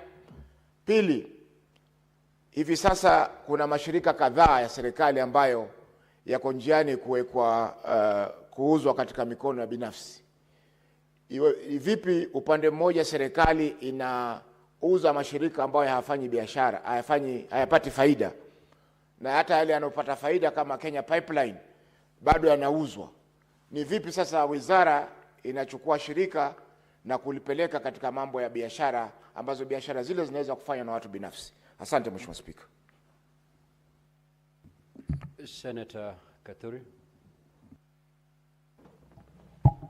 Thank you, Honorable Speaker. My concern, Honorable Speaker, and my supplementary question is based on the different programs that we have for the youth, spread across almost 8 ministries in this country. There is the Minister of Youth itself. There is now the Minister of Public Service and Human Development. There is the Minister of Trade and Investments. There is Minister of Cooperatives and SMEs and many other programs in other ministries, Mr. Speaker.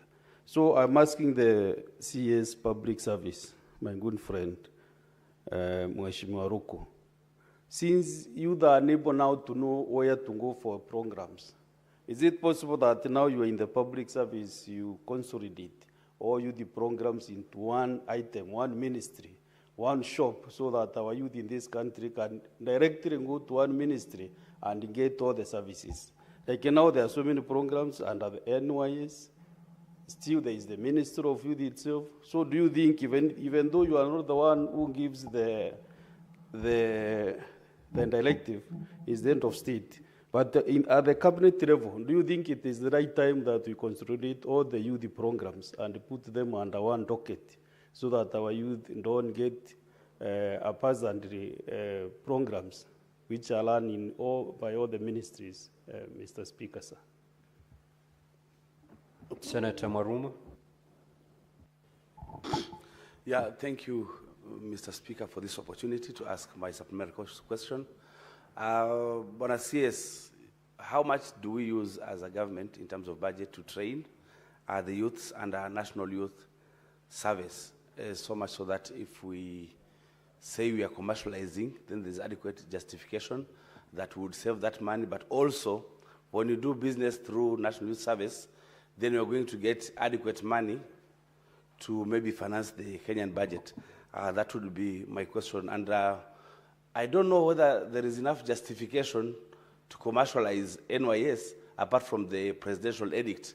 Is there any other justification really? Because it didn't come out very clearly why you're commercializing National Youth Service, because we feel some of the regions, especially the underserved, would not be served very well under that program. Thank you, Mr. Speaker. Senator Veronica. Thank you, Honorable Speaker, and welcome to Senate, CS Ruko. We're happy to have you. You were one of our own before you ascended to that office. Now, Honorable CS, if a youth came to Senate today, the first question they would ask you is, what opportunities do you have right now for the youths in the country, in different counties, where they can tap into a job or into an occupation? That's one of the questions they would ask, and they would want an answer that serves them. And also, is there a possibility that your ministry can decide that all the procurement being done within that Ministry of Youth can actually go to the youth, can actually favor the youth as a vulnerable group, as opposed to the rest of the people? Senator Beatrice Akinyi. Thank you, Honorable Speaker. Honorable Speaker, NYS seems to have had cases of corruption-related issues in the past, some of them that have been very mind-boggling. From the statement made by the CS, there are also cases being investigated now. My question to the CS, as I welcome him to the Senate too, is that who are these that are being investigated currently? What is their designation? And for how long do you expect them to be out as investigation goes on? Thank you, Honorable Speaker. Senator Consolata Nabwire. Thank you, Honorable Speaker, for this opportunity.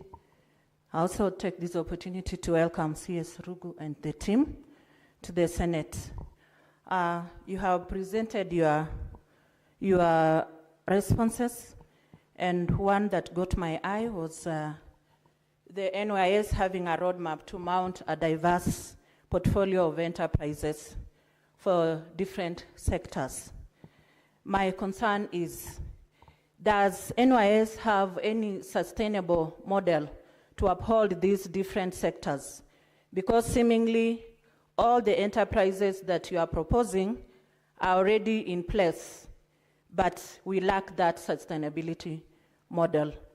And maybe you also shed light on the position of the people living with disabilities in regard to their infrastructure in NYS. Thank you, Mr. Speaker. Senator Mundigi Alexander. Okay, asante Bwana Spika. Yangu ni kushukuru Waziri Ruko kwa sababu ametoka kwa chama yangu ya Democratic Party kwa kupata ile kiti ya waziri. Swali langu kwa waziri. Tunajua, tumeona ukitembea na unataka kupandilisha hii ministry na unafanya kazi nzuri. Swali langu ni kuomba kama kuna uwezo wowote, kwa sababu wakati tumeenda nje kama Qatar ama Turkey, unakuta security ulinzi ni mkali sana kwa vijana. Kuna uwezekano ukipandilisha ndio uweze kusaidia vijana wetu kwa sababu ya security, na saa nyingine watu wengine wako na private security. Kama kuna uwezekano hao vijana wakimaliza, kama unaweza pinga ile mambo sisi tunatafuta watu nje, au vijana wawe ndio wanaweza kufanya ile kazi, ndio waweze kupata kazi, kwa sababu tumeona wengi wakienda kufanya kazi huko nje, wengine wana kazi, wanaumia, afuta hiyo muda unakuta hakuna kazi. Kama kuna njia unaweza kupandilisha, ndio vijana wao wakienda kwa ministry, wakienda kwa private companies, ndio waweze kupata ile kazi na watafanya kazi nzuri, ndio uweze kuwasaidia. Asante Bwana Speaker. Senator Hilary Sigei. Thank you, Honorable Speaker, and thank you, Honorable CS. Welcome to the Senate. My supplementary question, Honorable CS, is as regards the proposal to commercialize the NYS. In your response, you have alluded to the provision in law, Section 7, to be specific, that mandates NYS to undertake commercial activities. What is the difference between the one you are seeking to register, which you've said registration process is ongoing and regulations are being prepared, with the one that the law has already established? Is there a need for duplication of agencies? And two, the last part of your question is that the law will now mandate the EACC to oversight NYS. Do you say that the current institution as is not a subject of oversight by NYS? Thank you. Sorry, the Anti-Corruption Commission, not NYS. Senator Mbugua. Thank you, Mr. Speaker. CS, one of the biggest resources NYS has is the vast land which is spread across the country. In the spirit of the whole government approach, we also have the government land leasing program. Now, what is this? How will this commercialization of the land go, bearing in mind that there is that government leasing program, and we still have the PPP model. What form will it take, and how will you ensure that it benefits the people where the land is located? Thank you. Senator Esi Okenyuri. Thank you, Mr. Speaker. First, congratulations, CS Ruku, on that position. And secondly, Mr. Speaker, I would wish to know what the agency seeks to raise from, how much funds the agency seeks to raise from commercialization, and whether there are measures enough put in place to guard this money so that it doesn't go into people's pocket as witnessed in past NYS scandals. Thank you. Honorable CS, you may now respond.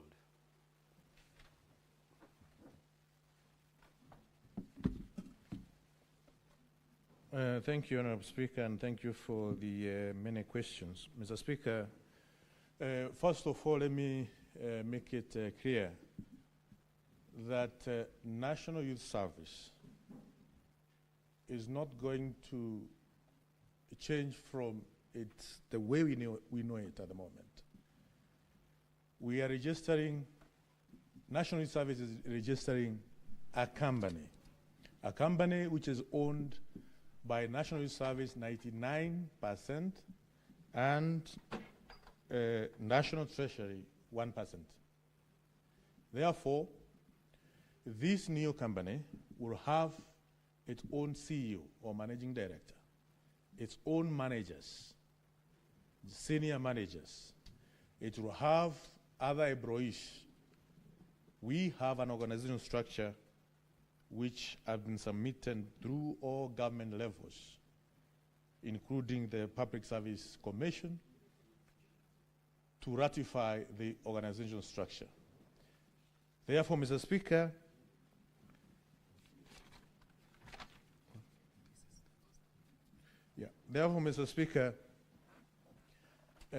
we are not changing the leadership structure of National Youth Service. We are not changing the training which goes through the National Youth Service. The only thing we are doing is to take advantage of the training which goes through National Youth Service. National Youth Service train youth in different professions, in government, in mechanical, in agriculture, in construction. Once we do this training, the young Kenyans who graduate from National Youth Service, they end up, some of them, not getting jobs within our market. The others are lucky enough to get jobs within the market. Others, they are lucky to get jobs in military, in Kenya Police, and other places within the Kenyan market. For many who are not lucky to get opportunities, to get jobs, these are the ones now, the new company which we are registering will take advantage of to utilize their skills in construction, those who are trained in construction. Those who are trained in agriculture, there will be agricultural activities, the new company which will be taking, to take advantage of the skills. Those, for instance, Honorable Speaker, every cycle, every year, we witness drought. At the moment, I am also the Minister, Mr. Speaker, in charge of special program. We are facing drought in Marsabit, in Mandera, in Turkana, in Wajir. And we are likely to see livestock dying in that corner of our country. National Youth Service, as one of the senators has said, it has fast land which we can grow livestock fodder. And we sell this livestock fodder in the markets. And we make money which we can utilize to train more and more young people. So I wanted to clarify that before going to the questions, Mr. Speaker. The first question from Senator Karen Nyamo on the marginalization. Mr. Speaker, Article 10 of our Constitution, which talks about the national values and principles of governance, it is very clear that the protection of marginalized communities in the Republic of Kenya we have to ensure, the government has to ensure it follows the letter and the intent of Article 10 of our Constitution, which is protection of marginalized communities. And the marginalized communities are not only found in rural areas. I had an opportunity as a minister in charge of special program to take relief in Nairobi and many other urban centers, in Kipra, in Mukuru Kwanjenga, in Mathare, where there is fire outbreak. Mr. Speaker, you will find many young people, many families within Nairobi are marginalized in a serious way. And therefore, when it comes to implementation of the services which are offered,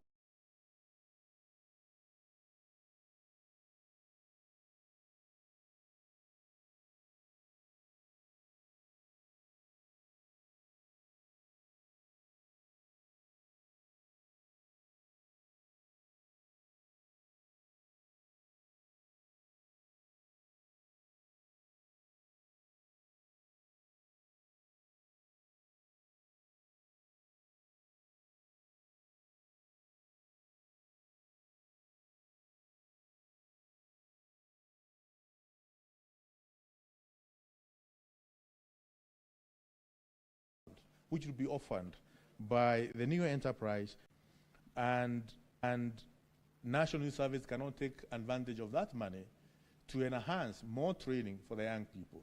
Because we want to move, Mr. Speaker, from the 20,000 we are training at the moment, 18 to 20,000 we are training at the moment, to next year 40,000. And by the year 2027, we want to have reached 100,000 young people who will be training at National Youth Service.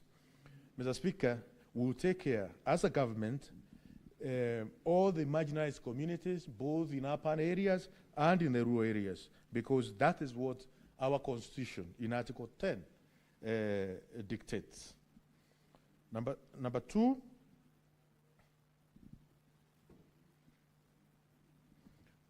is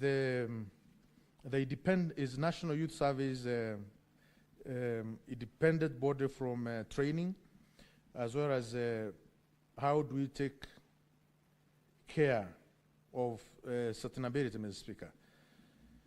I have explained from opening remarks that National Youth Service will remain the body corporate the way it is at the moment, but will have a private company. I mean, a company, a limited company, which will have its own management, totally different from the management of National Youth Service as we know it.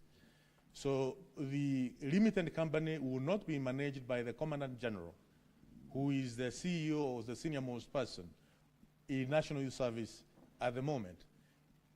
The limited company will be managed by a CEO who will be hired from the market in the most competitive way possible. The third question, Mr. Speaker, from the Senator of Tharaka Nithi County. Is it that Tharaka Nithi? No. I've not seen him here. Huh? Meru County, yes.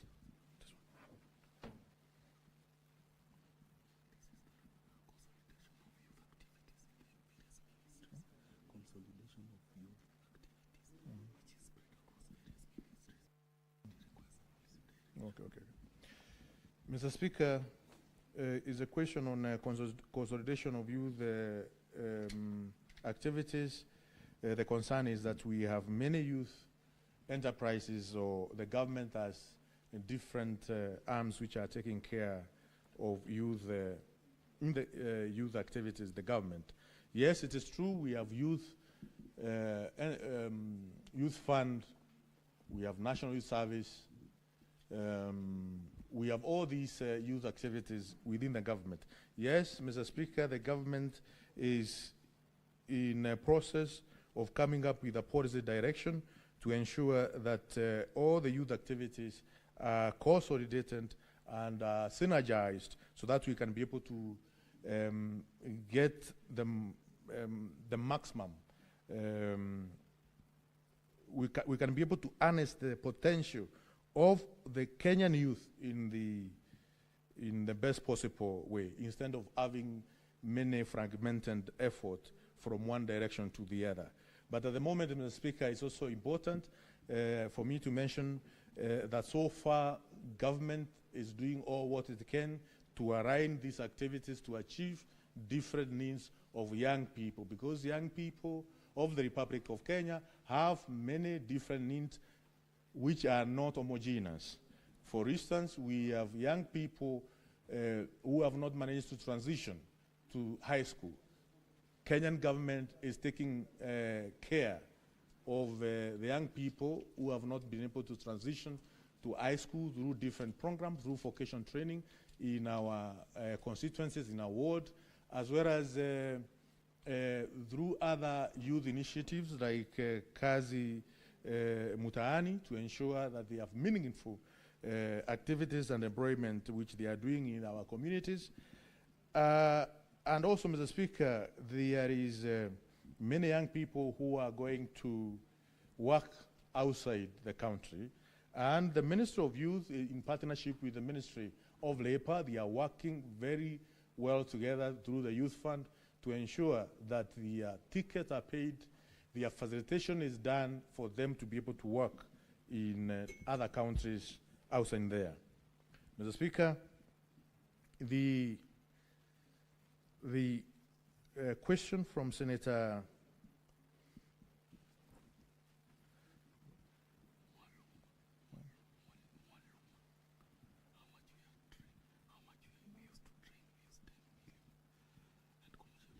the question is how much we use, how much the ministry uses to train young people in National Youth Service per year.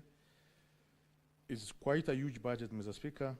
It's around 10 billion per year. And through this initiative of National Youth Service Enterprise Limited, we'll be able to raise 4 billion Kenya shilling every year once the commercialization is done. And this will cut the budget from Exchequer with almost 4 billion Kenya shilling every year. That is a huge leap if we are going to implement this in the most appropriate way. And Mr. Speaker, I'm committed as a minister to ensure it's going to be implemented with military precision so that we can take advantage of the market when these services are offered to the market. Mr. Speaker, if you remember, in the last administration, the Nairobi Metro NMS, many young people, many young trained youth from National Youth Service were employed by NMS. They offer services, and National Youth Service have not been paid huge amount of money from NMS up to now, but it's something which are making follow-up with the necessary, with the Treasury to ensure that National Youth Service get that money. So it's something that the previous administration trying to do, but it was not properly structured as we want to structure it at the moment through a remittent company. Also, to give an example, Mr. Speaker, for us to be able to understand where, is that Nairobi, the University of Nairobi, it has a limited company, which is known as UNES, which offers consultant services, and which, once it's paid, is able to further the interest of the university. It is the same thing, that this limited company will do commercial services, get paid, and the money is utilized to further the interest and the mandate of the National Youth Service, which is an extremely critical mandate for our republic. Mr. Speaker, the fifth question from Senator Veronica.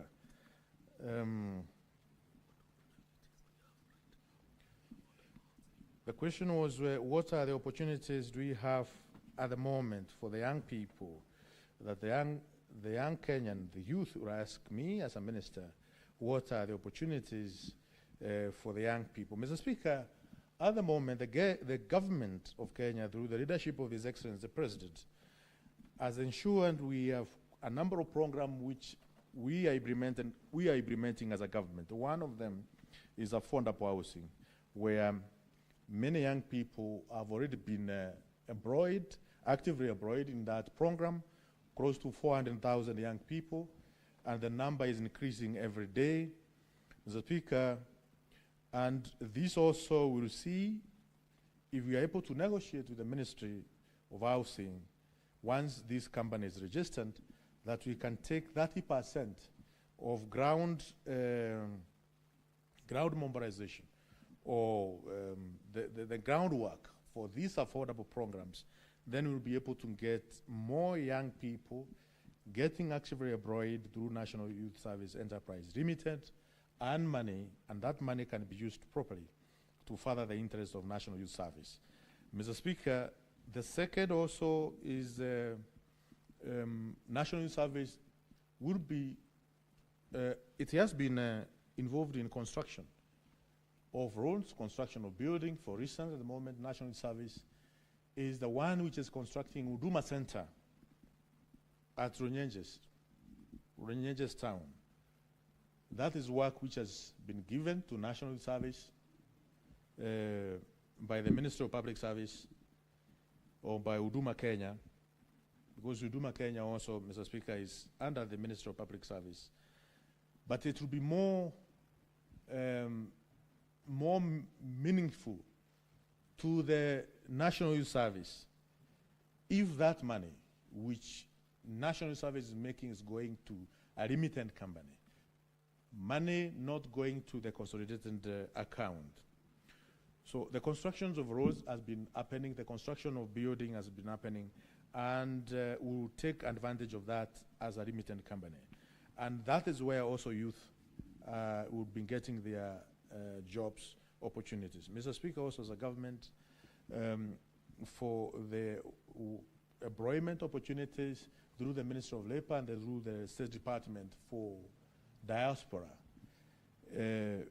many young people are getting opportunities outside the country, and we have over 400,000 young people at the moment who, from the time this administration came into place, over 400,000 young people have gotten jobs in different countries, without mentioning them, Mr. Speaker, through the facilitation of the Ministry of Labor as well as the State Department for Diaspora.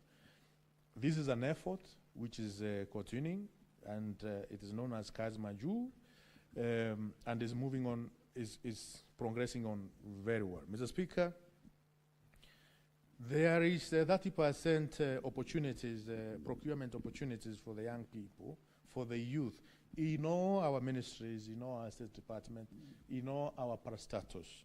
30% of the procurement opportunities go to the youth, those who have registered their companies, those who have the necessary document, ACPOC document, and this is one of the things as a government we are continuing to ensure is happening, and we are enforcing, because young people are entrepreneurs, they are in entrepreneurship, and government is supporting them through the initiative of 30% of procurement opportunities in government, which is a huge thing, because government is the biggest business partner any entrepreneur can be able to have. Mr. Speaker, on a question on corruption in National Youth Service, the dark days of corruption of 2014, 2015, Mr. Speaker, those days are gone. From then up to now, there is no major cases of corruption in National Youth Service.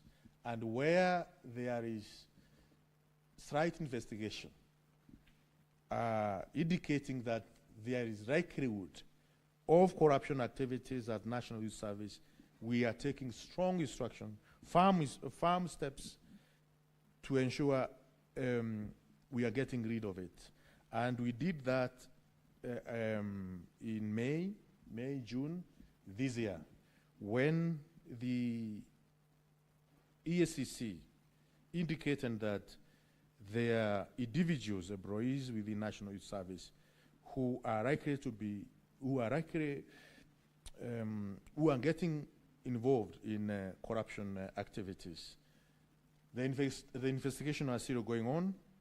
We had one past two, I think two involved in Gilgil camp. In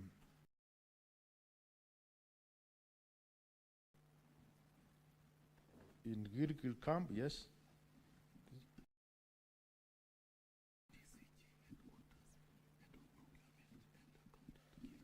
Yes.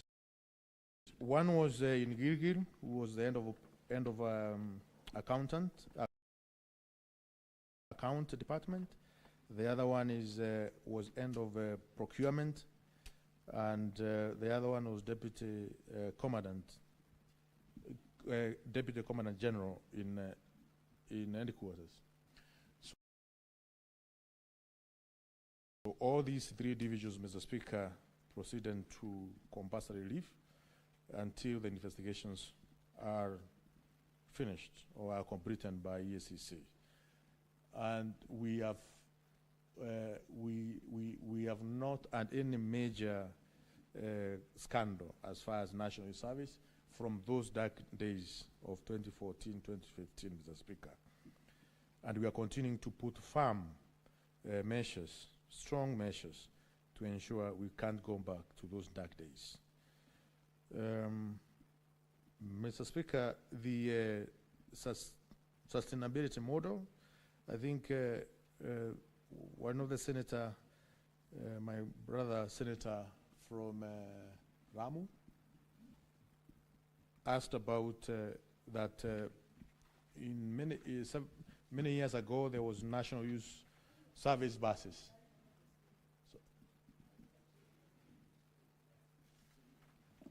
You know, the CS cannot be out of order. Maybe what clarification are you trying to seek before he finishes his response?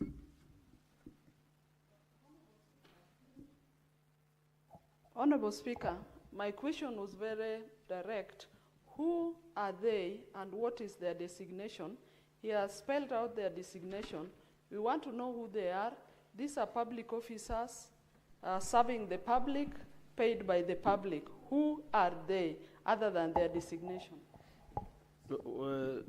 Honorable CS, what the senator is asking is, I think, the names and the designations are the NYS. Mr. Speaker, that's the question. Mr. Speaker, also it's important to mention. Maybe, yes, CS. Mr. Speaker, and thank you for that question and clarification. Mr. Speaker, with your indulgence, they are not declared guilty.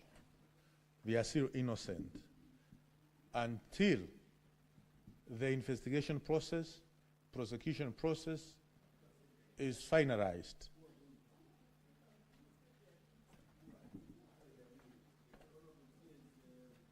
I think that matter is in the public domain because I remember watching news of those officers and their names were flashed everywhere.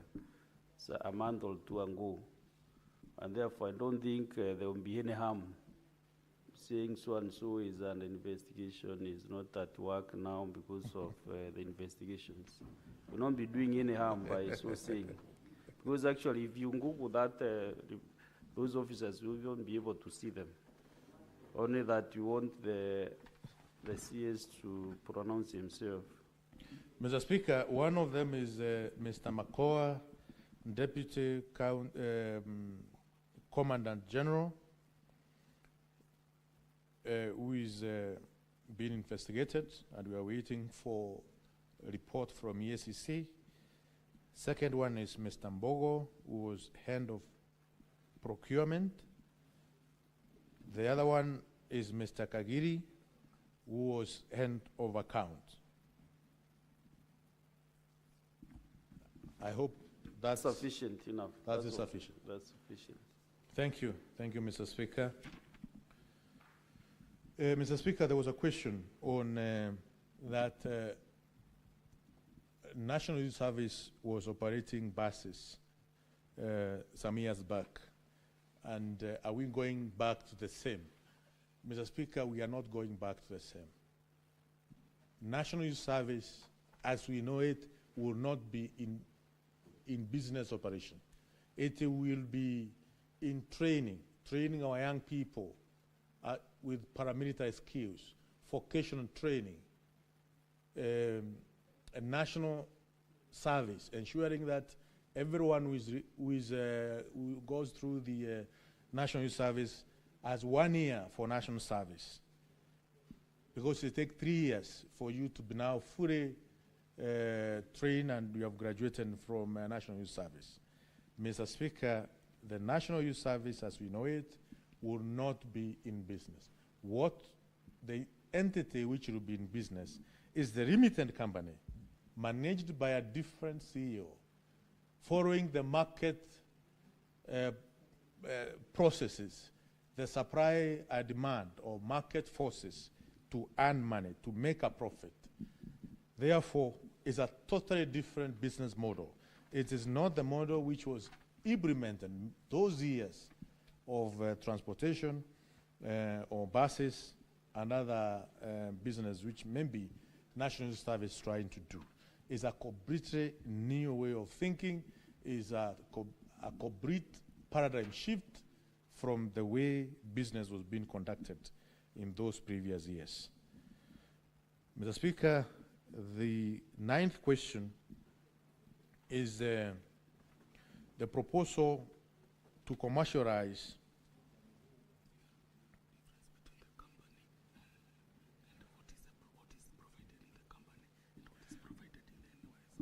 what is provided in the company and what is provided in the NYS Act. Mr. Speaker, as I've said again and again, that the NYS is established by an act of parliament. By an act of parliament, the company which we are registering is not established by an act of parliament. Is a completely different entity, but owned by National Youth Service. And therefore, it is a complete paradigm shift from the way things were done in the past, so that we can take advantage of the skills which the young people are getting from the years training at National Youth Service. We commercialize those skills, we get more money for our National Youth Service, and then we make the National Youth Service much stronger, and it can be able to achieve its mandate as it is stipulated in the act that it establishes the National Youth Service. Mr. Speaker, the second last question was about the RAND, the fast RAND, which there is a recent program, the PPP model. Mr. Speaker, yes, National Youth Service has fast RAND in different parts of the country, and most of the RAND is not utilized. And that's why we are coming in with a remittent company, so that commercial activities, commercial farming activities can take place in this fast RAND which National Youth Service has. And I give an example, a very simple example, without even going into those complex and lofty ideas, very simple idea where we experience drought cycles in this country, and many livestock end up dying because of drought. And National Youth Service can farm livestock fodder, and this fodder can be sold when the right time comes, and it can earn money. Simple idea, and which can make millions of Kenyan shilling through utilizing of the fast RAND we have. Some of the RAND are in my brother's Senator Laikibia, where farming of fodder can be done by National Youth Service, and sell that to those who are keeping livestock in in Garissa County, in Mandera, in Wajir, in Marsabit, and many other counties. And the last question, Mr. Speaker, is by Senator Esther and is on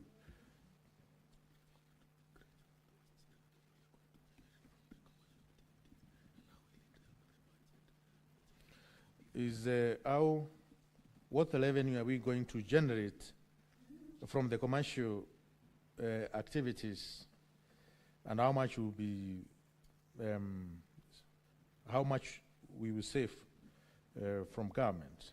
Mr. Speaker, as I mentioned also previously, from commercial activities, because it's estimation, but I will push as a minister the National Youth Service Limited to ensure it goes beyond 4 billion Kenyan shilling.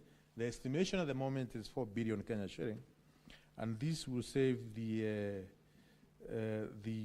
budget for the first year with about 40% of what the requirement of a budget of National Youth Services. So this, Mr. Speaker, is something which we need to implement with the speed and urgency which is required, because government resources are very limited, and we have many activities which are supposed to be financed by the government. We need to be innovative, we need to be creative in the way we approach the government business, so that we can support our young people across the country, so that our young people can have proper skills, and so that we can train many young people from all corners of the country. Mr. Speaker, National Youth Service has enough training ground for the young people of the country. But what we are missing at the moment is the resources required, because it's an expensive affair. Therefore, we have to think out of the box to get these resources so that we can be able to train many young people. Wherever we go in our counties, in our constituencies, Mr. Speaker, you always find young people who are involved in border riding and other activities in the village. We need to harness their youthful age and train them, make sure the young, they acquire proper skills which we can use to build our nation. I thank you, Mr. Speaker. Yes, now we have maybe 2 more questions, because we have, our time is almost 12 minutes to time, the 1 hour question time. So let me hear from Senator Okech Eddie.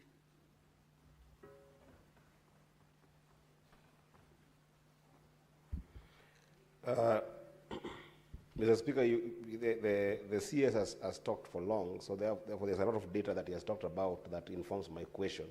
So just allow me 1 minute, because this is one of the economically not viable projects that I've heard from government. I don't know why the government would do business with itself in the context that is being shared here. And I am asking the CS to stand there and tell us what is the viability framework for what they are proposing. And that question is informed by what he has talked about here, Mr. Speaker, which is, if you look at today, Mr. Speaker, NYS is recruiting about 18,000 to 20,000 people now. In its own strategic planning and the government strategic planning, they have said NYS is going to recruit up to 100,000 people by 2028. Yet the job placement on that recruitment, and he has cited it, that the recruits are eligible for up to 30% of all government jobs. The biggest asset for NIS is not land, is not what is quoting here. The biggest asset for NIS is the manpower, the people who are employed here. If these young people were trained, 100,000 are there. How are you going to form a company that will utilize that asset, which is the young people? For instance, Mr. Speaker, KCB Bank, which is the biggest bank in this country, making over 60 billion, today can only employ 12,000 people. Equity Bank can only employ 7,700 people. Safaricom can only employ 6,600 people. Diageo, through EBL, can only employ about 3,000 people. Is this realistic, Mr. Speaker? Shouldn't the government spend time on training these young people, use those assets to create opportunity for them outside government, as well as enlarging the placement of them within other government departments? This is a CS who used to be in this house and is running the entire public sector of Kenya, Mr. Speaker. Where is the viability framework? What is your question, Senator? Let him to tell us the viability framework of this company that he's talking about. It doesn't make any sense. The government cannot trade by itself. There is no viability program on this at all, in my assessment. Honorable CS, what he is asking, if I got him right, is okay, once you start this company, where will this company get jobs from? Is it from the government? Like maybe say building loans, constructing houses, or from where? Because what the member is saying in a different ways that you will be able, if you start that company, then you are killing the business community. Because that is the same pot they get business from. Just have a seat, CS, we get another. Can I, Mr. Speaker, can I answer that question first? No, have you? What yours is honorable CS. Yes, I'm just coming to. Asante. Okay, just a minute. Asante, Bwana Spika. Nimesikiza kwa makini waziri alivyokuwa. Kwanza karibu kabisa waziri Roko. Nimesikiza kwa makini sana Bwana Spika akisema kuhusu vile huduma kwa taifa itafanywa kampuni. Bwana Spika, si kuona sababu yoyote ambayo inafanywa hii huduma ifanywe kampuni, kwa sababu ametuambia itabaki vile vile, kwa sababu 99% itakuwa ni ya huduma kwa taifa. Alafu 1% itakuwa katika wizara ya fedha. Kile kimenistua zaidi Bwana Spika ni vile alivyosema ya kwamba eti kwa sababu hii kampuni itakayoanzishwa itaweza kuwa na akaunti zake za benki. Bwana Spika, hii itakuwa ya kwanza, kwa sababu mashirika mengi ya serikali yamekuwa na akaunti zao Bwana Spika. Alafu tunapata hizi shirika za serikali hata ijapokuwa zina akaunti zao zinaendelea kufanya hasara, na vile vile tunapata ufisadi pale. Bwana Spika ametuelezea kwamba ati kwa sababu pesa hazitakuwa zikipelekwa katika hazina ya kitaifa ama hazina kuu Bwana Spika, kutakuwa na ule msisimuko na kazi kufanywa kwa haraka. Hakutuelezea Bwana Spika utendakazi umeharibikia wapi katika huduma ya taifa, kwa sababu hawana hizi akaunti za benki Bwana Spika. Vile vile Bwana Spika, nimemsikiza kwa makini wakati alipokuwa akituambia mambo ya ufisadi. Akasema ufisadi ulikuwa ni wa mwaka wa 2014. Lakini Bwana Spika, ni hivi juzi yeye mwenyewe akiwa waziri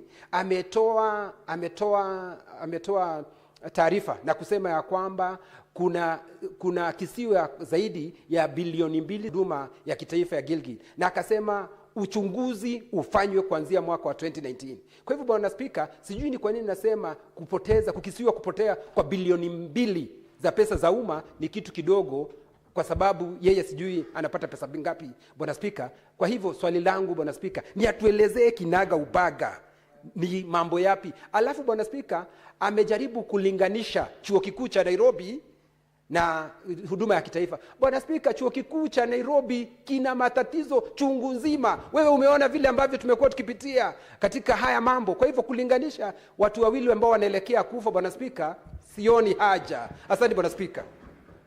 Senator Veronica Maina. Honorable Speaker, thank you for the opportunity to seek a clarification. I had requested the Honorable CS to confirm whether it is possible for your ministry to be youth-focused and to focus all the procurement around NYS and around that ministry to the youth. A very specific question: is it possible that you become so youth-focused that we concentrate on the youth, especially for your ministry? Designate the procurement in your ministry to the youth, because we have a youth bulge and a youth population. I have tournament right now in Murang'a County. The youths I'm speaking to, graduates, are in the villages, seated, not doing much. Can we focus on the youth in your ministry and maybe in the Ministry of Agriculture? Senator Chalge Samson. Thank you, Mr. Speaker. Sam, I've heard Waziri Ruku saying that there are people being investigated in NYS over corruption, which is okay by EACC. What I need to know from him, because we know the history of NYS with corruption is synonymous. As a minister and as a ministry, what strategies has he put in place, Mr. Speaker, to avert any misappropriation or funds within the NYS? And Mr. Speaker, in line with that, he should say something about the young people, especially the youth, concerning the internship program under Public Service Commission, which is under him, Mr. Speaker. And in all honesty and fairness, is to advise him government does not do business anywhere in the world. Is it in order for him to retract that statement that he's making? I know he has been busy campaigning in Beira North, which is understandable, but he must retract that statement. I thank you, Mr. Speaker. Senator Chalge, your question has no relationship with what is happening in any part of the country. You ask a question in good faith, so that the CS can answer you in ultimate good faith, right? This is the last one, Senator David Wakoli. Thank you, Mr. Speaker, for this opportunity. Mine is just to find out from the good minister that the numbers of graduates from NYS is quite encouraging, and the police and the army are about to recruit these young people who have gone halfway training in the military courses.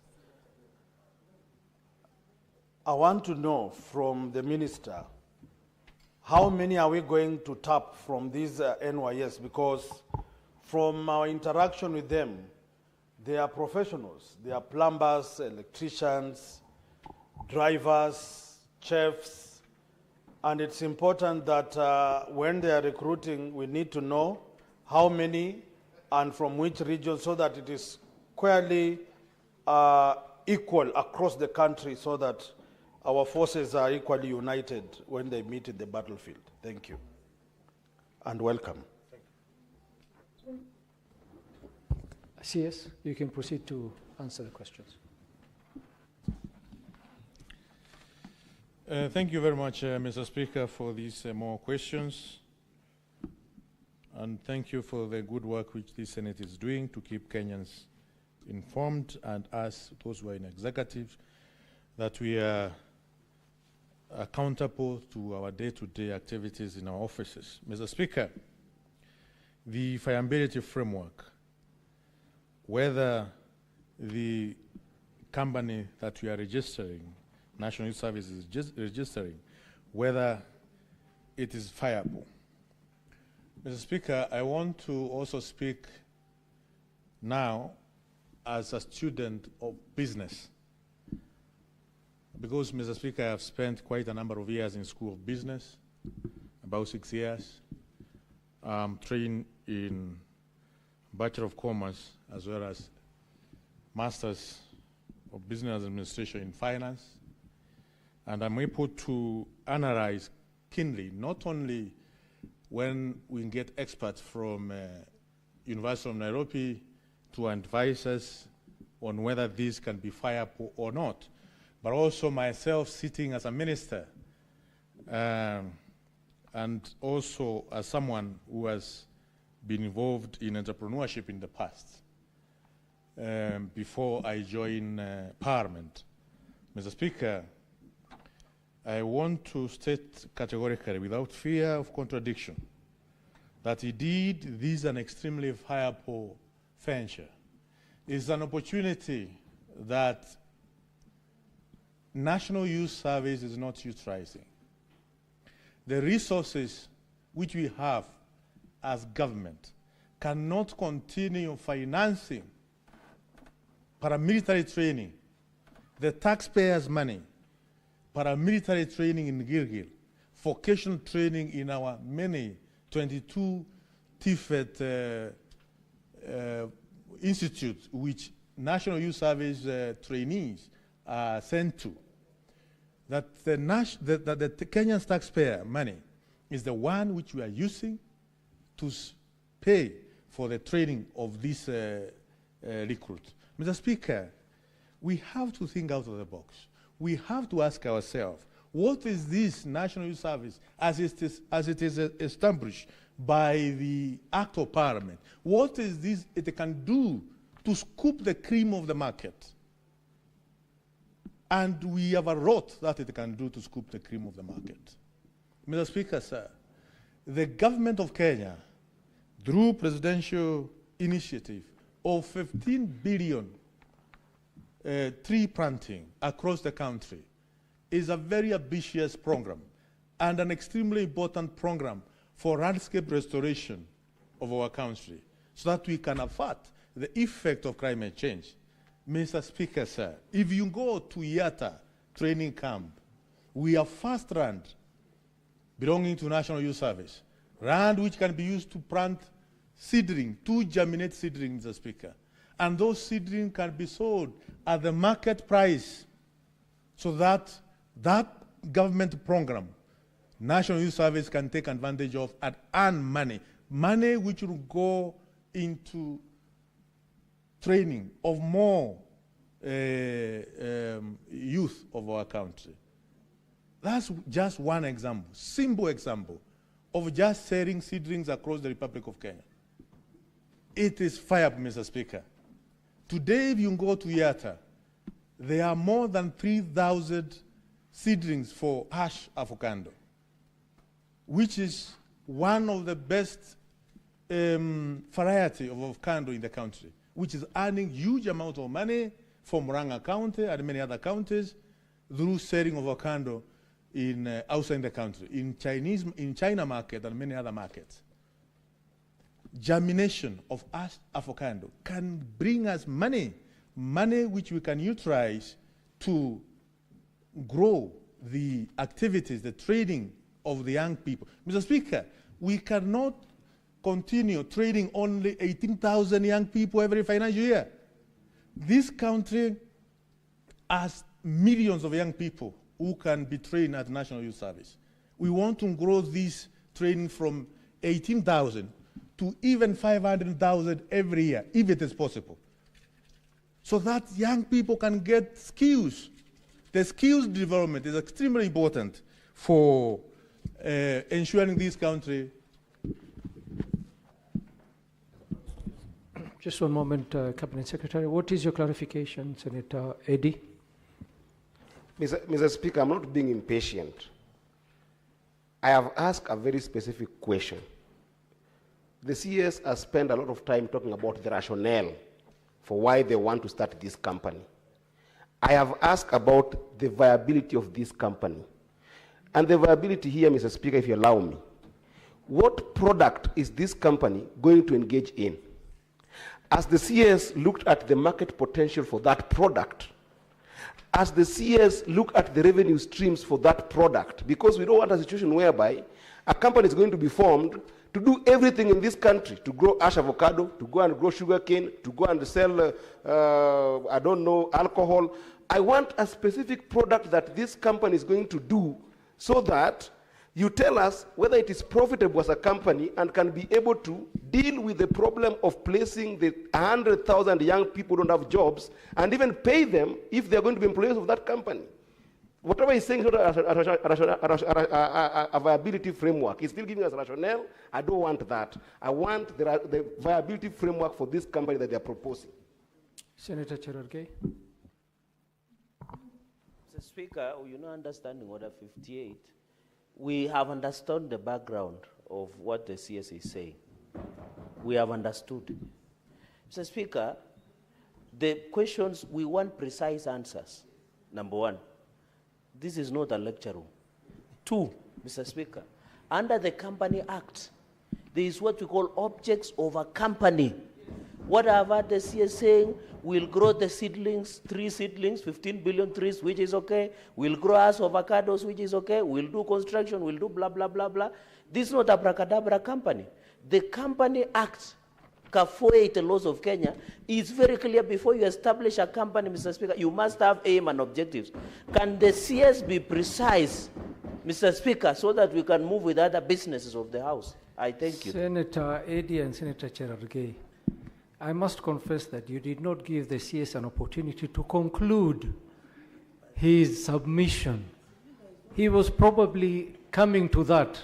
If you had actually been patient, as you stated, Eddie, probably was transitioning to the viability of the company. So let's give him an opportunity to answer. Don't jump the horses. But, Cabinet Secretary, please proceed. Can I proceed, Mr. Speaker? Thank you, Mr. Speaker.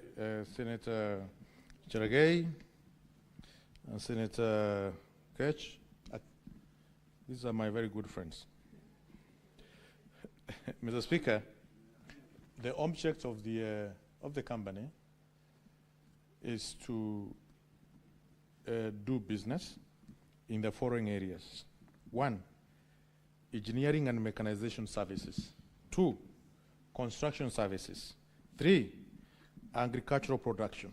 4, agri-value addition. 5, hospitality services. 6, garment and textile. 7, security services. 8, development services. Mr. Speaker, Senators, let us hear the CS in silence. You've asked the question, let him answer.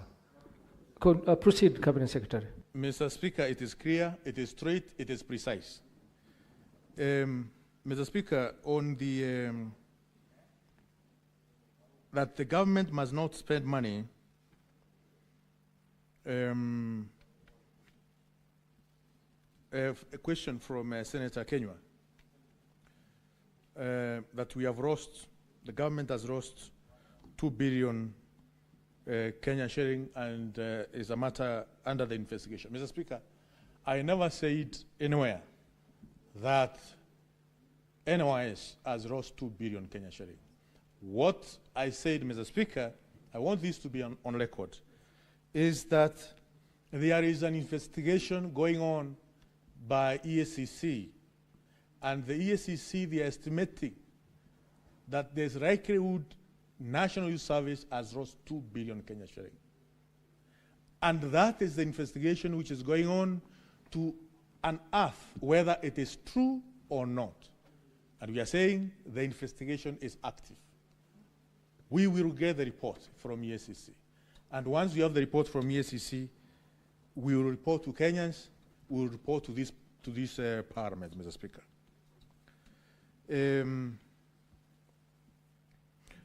Question from Senator Veronica. Mr. Speaker, to confirm whether it is possible for my ministry, the Ministry of Public Service, Human Capital Development and Special Program, to be youth-focused. Mr. Speaker, all ministries operate through executive order. Executive order which is issued by the President by the end of state and end of government. The mandate which the Ministry of Public Service, Human Capital Development and Special Programs has been given by the President, who is the head of government, is clear. And that is what I am focusing on as a minister. And I cannot deviate from the executive order, Mr. Speaker. However, having said that, the Ministry of Public Service is charged with the responsibility of internships. And at the moment, we are in process of ensuring that by January this year, 100,000 young people will be included in an internship program. At the moment, Mr. Speaker, we have 3,800. You can imagine moving from 3,800 every year to 100,000 is a huge step forward, so that we can be able to get many young people who are graduating from colleges and universities getting opportunities to get trained in different government institutions, and thereafter, after 1 year, they can be employed in other sectors, Mr. Speaker. So the Ministry of Public Service is ensuring that there is a internship program from 3,800 to 100,000 to take care of the needs of young people, who many of them are not getting these opportunities as it is at the moment. That's the effort which we are working on as a ministry, and also the effort of ensuring the National Youth Service in January this year will recruit 40,000 young people in training. The Ministry of Youth has also its own initiatives, Mr. Speaker, and there are quite a number of initiatives under the Ministry of Youth. Mr. Speaker, the strategies which the ministry or the government is using to ensure that there will be no corruption at National Youth Service. As I said, Mr. Speaker, I instructed PPRA, Public Procurement and Regulatory Authority, to do a thorough audit from the year 2018 all the way to now, which they have just completed, and we are analyzing that report so that we can take the necessary actions to ensure we strengthen the governance structure of National Youth Service. Also, the involvement of ESCC, Mr. Speaker, which is an active matter at the moment, is also a process and strategy of ensuring NYS will not be taken to ICU, that it will continue having good health so that it can be able to conduct its business as it's stipulated in the National Youth Service Act.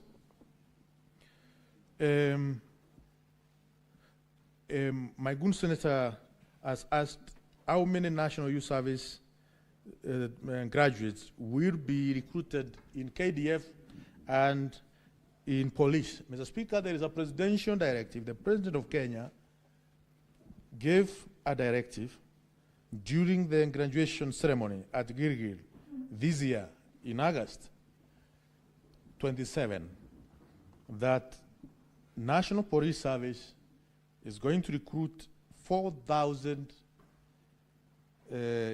trainees and graduates from National Youth Service. Out of the 10,000 recruits this year, 4,000 will come from National Youth Service. And I think that is quite impressive, and we continue to thank the President for his leadership in that direction. I thank you, Mr. Speaker.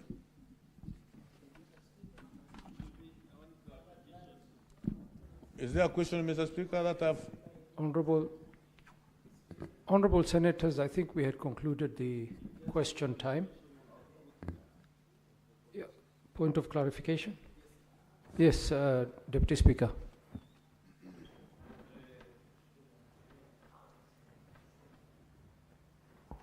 Thank you, Honorable CS.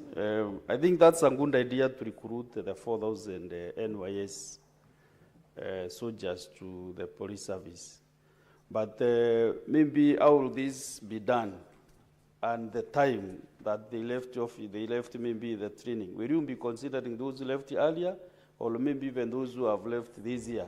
So what system will you use to, sorry, Waziri, I was asking, this is a good idea of recruiting the 4,000 NYS guys. But I was asking, maybe you must be also careful and also to make it very open from which year will you be starting to recruit? Because you know there are those who left 5 years ago, 4 years ago, 3 years ago, even others left the training this year. So will you maybe, if the age is 26 years, will you be as much as possible try to recruit those who left earlier so that also they don't surpass the 25 years before they are recruited to the police force? Senator Cherargei, what is your intervention?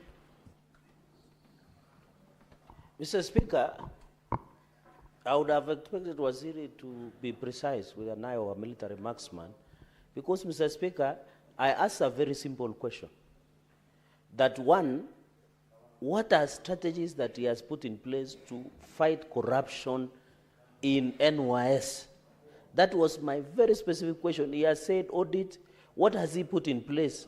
And on that question, Mr. Speaker, I had asked what place, Mr. Speaker, you and me know, even in Garissa, there are so many young people who do not have opportunities. The minister has just given a blanket statement by saying the ministry has many youth initiatives. Can he tell us about maybe internship, about junior secondary school confirmation, Mr. Speaker, about Nyota program, about Asila Fund? Can he be precise? Because we have, Mr. Speaker, you and me, when you go to Garissa, young people in Garissa will take you to task and ask you, what is it for the youth that the government is doing? Can he be precise? Thank you, Waziri Senator. Ruku. Thank you, Senator. Cabinet Secretary, please respond. Starting with the Deputy Speaker, Mr. Speaker, there is a matrix which will be announced to the public to use to recruit the 4,000 graduates from National Youth Service for them to get into National Police Service. That matrix will involve what these graduates trained, because most of them, I mean, they did different courses at National Youth Service. They graduated different tiers. They attained different grades. All these will be published to the public so that we can be transparent as possible. And also all the regions will be taken care of, Mr. Speaker, out of these 4,000 who will be recruited in National Police Service. The strategies which Honorable Senator Cherargei is pushing very hard, and I thank you, Senator. Digitization of the National Youth Service operations is something that we have stressed on. At the moment, no paperwork in terms of all the procurement activities going on in National Youth Service. To ensure we can be able to have a proper trail, we can be able to sense where there may be acts of corruption as early as possible. And that's why we were able to stop those 3 individuals who we have mentioned here before it became, it went out of hand, Mr. Speaker. So digitization is one of the strategies and effort which we are ensuring we are putting in place in National Youth Service. And not only in National Youth Service, but also in the entire Ministry of Public Service. The other program for the youth, as I have mentioned, as Senator Cherargei has said, as far as the question of Senator Veronica is concerned, I said we have many government programs which are being implemented by government to involve young people from Kazi Maju to employment through Kazi Mitaani, to affordable housing program, to internship programs, to Nyota program. All these are in effort of ensuring that our young people are engaged to even the 30% procurement opportunities for the young people. All these are efforts to ensure young people are actively engaged economically, and they are all considered by the effort which government is putting in place. I thank you, Mr. Speaker. Thank you very much, Cabinet Secretary. Honorable Senators, we have come to the conclusion of the question and answers by the Cabinet Secretary, Geoffrey Ruku, and I want to take this opportunity, Cabinet Secretary, to thank you for your presence here today and for responding to the questions raised by the senators. And I also want to wish you all the best in your new duties. And we may let you go now. Thank you, Cabinet Secretary.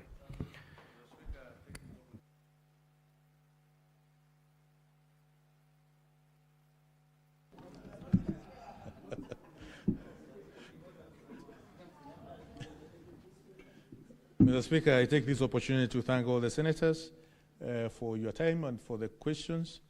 And it is our responsibility, those who are in executive, to ensure we give Kenyans correct information on what the government is doing on a day-to-day basis. Mr. Speaker, there's a saying in our community, we say that if you are given an opportunity to feed someone who cannot be able to see, and this I'm translating directly from my mother tongue, because I don't know how you put it in proper English, that if you are given an opportunity to feed someone who is not able to see, you have to keep on whistling for the person to be sure that you are not eating his or food.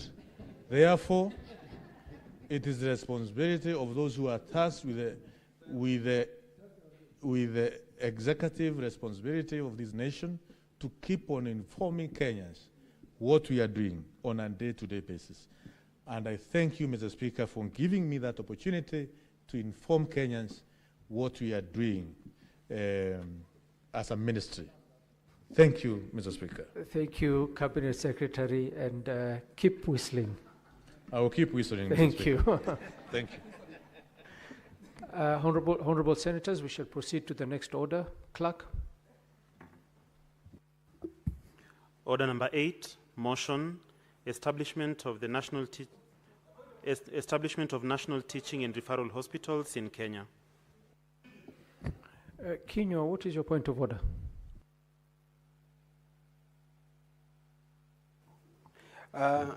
Mr. Speaker, I'm reading my order paper and it's showing me there's another cabinet secretary who I'm still waiting. That's why I'm seated here. Thank you, Senator Kinyo, for reminding me. My apologies, honorable senators. We have received an apology from the Cabinet Secretary, John Mbadi, and he has requested for his question time to be rescheduled to a later date. And the request was received. No, it was received in the right channel. Let me just put it that way. So, honorable senators, we shall proceed to the next order.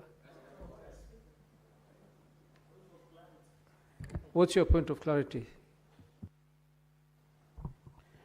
Mr. Speaker, you know the CS of National Treasury was supposed to appear, CS John Mbadi. I think if my memory serves me right, he has requested for many deferment of his response to this House far too long, Mr. Speaker. Mr. Speaker, looking at this question and statement 51 all the way to request for statement, Mr. Speaker, to 55, all the way, Mr. Speaker, my concern is the time on the period to request adjournment, because, Mr. Speaker, when we left the chamber yesterday, we were sure that 3 cabinet ministers would appear. CS for gender, CS for youth, and CS for national treasury, Mr. Speaker. The CS Mbadi to request in the morning, yet he knew very well that he's scheduled to answer answers, Mr. Speaker. We have questions on the allocation of money to junior secondary schools, confirmation of internship into permanent and pensionable, Mr. Speaker. We have questions on payment of pensions. We have questions on many things, even allocations to the... Mr. Speaker, can I just 30 seconds so that I conclude? No, I have understood your clarification, So, Mr. Speaker, Senator. Can I conclude? Mr. Speaker, I request... Conclude. Is it in order for you to direct that the cabinet minister to appear as soon as next Wednesday? Mr. Speaker, because I don't think there is enough reason as to why he's avoiding to appear before this House, Mr. Speaker. We need his expert advice. He's one of the expert ministers. We need to see the contents of that letter, Mr. Speaker, in our official WhatsApp group. Senator Cherargei, let me first correct you. You don't know if the letter was received this morning. I'm actually informed the letter was received yesterday, but it was received after the SPC meeting. And that's why there was no earlier communication. But the request that you've put forward for the chair to rule that the CS appears next week is also not upon the chair. This is a matter which will be rescheduled by the SPC, and they will inform the House. So, Senator Cherargei, like I said, the apology has been received. It will be rescheduled, and the House shall be informed accordingly. So, can we proceed to the next order? No, I'm not taking any more clarification. Senator Mwaruma, move your motion.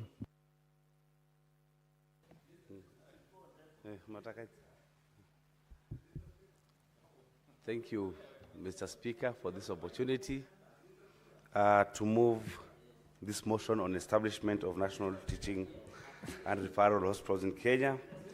Mr. Speaker, I beg to move that. Senator Kinyo, what is your intervention? Article 43(1)(a) of the Constitution. Just one of moment, Kenya. Senator Mwaruma. What is your intervention, Senator Kinyo? Mr. Speaker, we have our standing orders. Mr. Speaker, our standing orders are very clear when we invite the outsiders, Mr. Speaker. Even in our committees, we give 7 days. We can't just invite them in the morning and we expect them to come. Mr. Speaker, even them, Mr. Speaker, even them, when they are not coming in these for the purpose of answering questions, the standing order is very clear, the time duration that they're supposed to give to this House. Mr. Speaker, we are so busy, like my colleague and leader, Enoch Wambua. He's here for purpose What is the time duration? 7 days. 7 days, Mr. Speaker, the same time that we are supposed to give them. 7 days, Mr. Speaker. Then my concern, Mr. Speaker, is why is this issue of the minister being brushed aside so quickly and we move on as if nothing has happened? When we were busy here waiting, you heard what Senator Cherargei said, the question he wanted to ask the minister. People in Laikipia are waiting for answers. People in Kitui are waiting for answers as well, people from Nandi.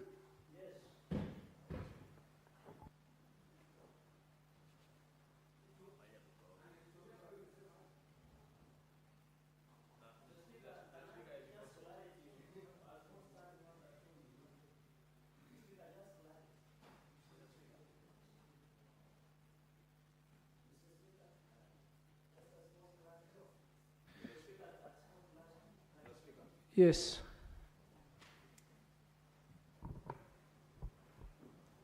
Mercy, can you give me the mic? Okay. Thank you, Mr. Speaker.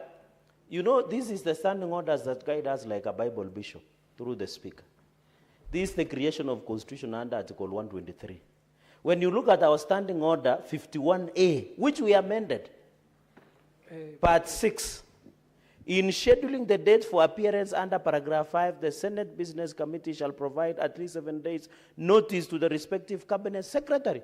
So the upshot of interpretation of this standing order, Mr. Speaker, is we never ambush the CS. And even the standing order says the responses should be provided 24 hours. Is it 24 hours? Before the appearance of the cabinet minister, Mr. Speaker. So is it in order that the cabinet minister is ambushing this August House yesterday evening by requesting for the apology not to appear? Yet this is not the first time that CS Mbadi has failed to appear before the Senate, Mr. Speaker. There are so many questions that we should know from the Ministry of National Treasury, especially concerning money, Mr. Speaker. And you know, money is a very serious issue on resources, Mr. Speaker. So, Mr. Speaker, standing order number 1, and I hope the table office will guide appropriately. You should invoke standing order number 1, Mr. Speaker, because you have powers, and direct that the CS appear without fail by Wednesday next week to answer the questions we have raised, Mr. These questions have been in the order paper for almost 3 months, Mr. Speaker. And we have given him 7 days as per standing order 51A, part 6, Mr. Speaker. Is it even fair to this House? If the minister knew he would not appear, why not give us adequate notice of even 5 or 3 days so that we can reschedule the business of the House? Senator Mwaruma would have moved, Mr. Speaker. Senator Mwaruma would have moved his motion if he had told us that it's not there, Mr. Speaker. So tell the CS apology not accepted. Yes, Wambua.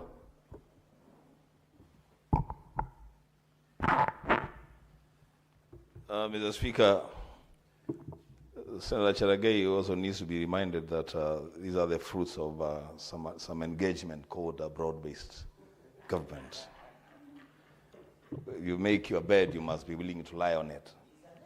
Mr. Speaker, having said that, Article 125 of the Constitution, and this is a higher authority, it's very, very clear, Mr. Speaker, that either House of Parliament and any of the committees has the power to summon any person to appear before it for purposes of providing information. Mr. Speaker, when you go to Article 132 of the Constitution on the functions of the President, the first responsibility of the President is to Parliament. It's to address Parliament. And, Mr. Speaker, if the President is required by the Constitution to appear before Parliament, I don't know why Cabinet Ministers find it so difficult, Mr. Speaker, to appear before Parliament. Mr. Speaker, I say this with a lot of pain. Because on your desk, Mr. Speaker, because you are the Speaker, there is a censure motion against the CS for Treasury, requested by yours truly, the Senator of Kitui. Because this CS has made it a habit that he can only appear before Parliament even when he chooses to appear. That's because when you listen to what the senators are saying, they are saying, exert the authority of the chair. Let us not send the wrong signal to these cabinet secretaries that we are requesting them to appear before Parliament, because we are not. It is a requirement that they must appear. So, Speaker, when Senator Kenywa and Senator Cherargei say, give orders that the CS should appear on Wednesday, Mr. Speaker, it is not an idle request, Mr. Speaker. It is an attempt to exert the authority of this Parliament and the authority of the chair.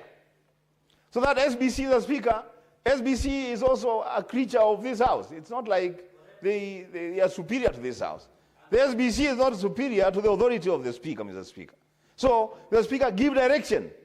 So, order the CS to appear before Senate on Wednesday. And we close this matter and we move on. If he doesn't appear, Mr. Speaker, then that censure motion, Mr. Speaker, breathe life to that censure motion, and let us discuss that CS. Thank you, Senator Enoch Wambua. Senator Enoch Wambua, the CS has appeared before, just to correct your submission. And this is the first time he has not appeared for this set of questions. So your submission, yes, I'm informing you, we are not censuring him. It was so you were wrongly censuring him. So let me correct you. Senator Cherargei, you know we are guided by the standing orders.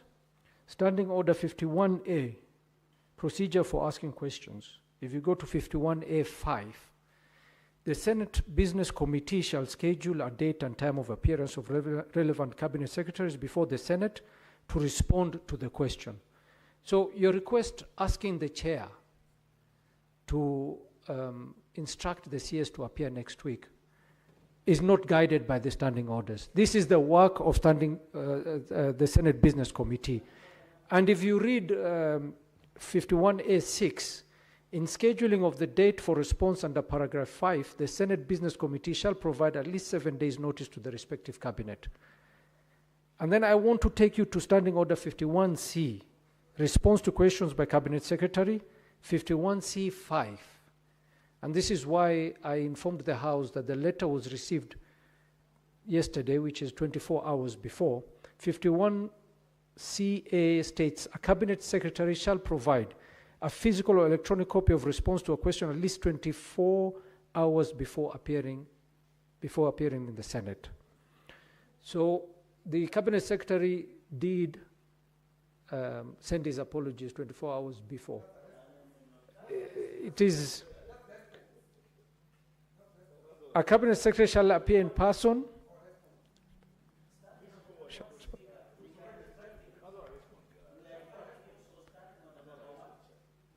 It is a response, but you know, his request also is a response to appearing to this house. So we shall leave it at that. We shall leave it at that. Senator Mwaruma, move your motion. I'll allow the senator to move the motion. We will take this matter forward. Mr. Speaker, I beg to move that aware that Article 43(1) of the Constitution of Kenya provides that every person has the right to the highest attainable standard of health, including reproductive health care, noting that in Kenya, we have 5 national teaching and referral hospitals, with Kenyatta University Research and Teaching Hospital in Kiambu County and Moi Teaching and Referral Hospital in Eldoret, Uasin Gishu County, being the only ones outside Nairobi, concerned that the bed capacity, medical equipment, and human capital in these national teaching and referral hospitals are not sufficient to absorb all patients seeking specialized treatment. Further concerned that many Kenyans with critical health conditions travel long distances in order to access specialized services in Moi Teaching and Referral Hospital in Eldoret or Nairobi, where the other 4 national teaching and referral hospitals are located, leading to high cost of travel, augmented disease, and some cases, deaths along the way.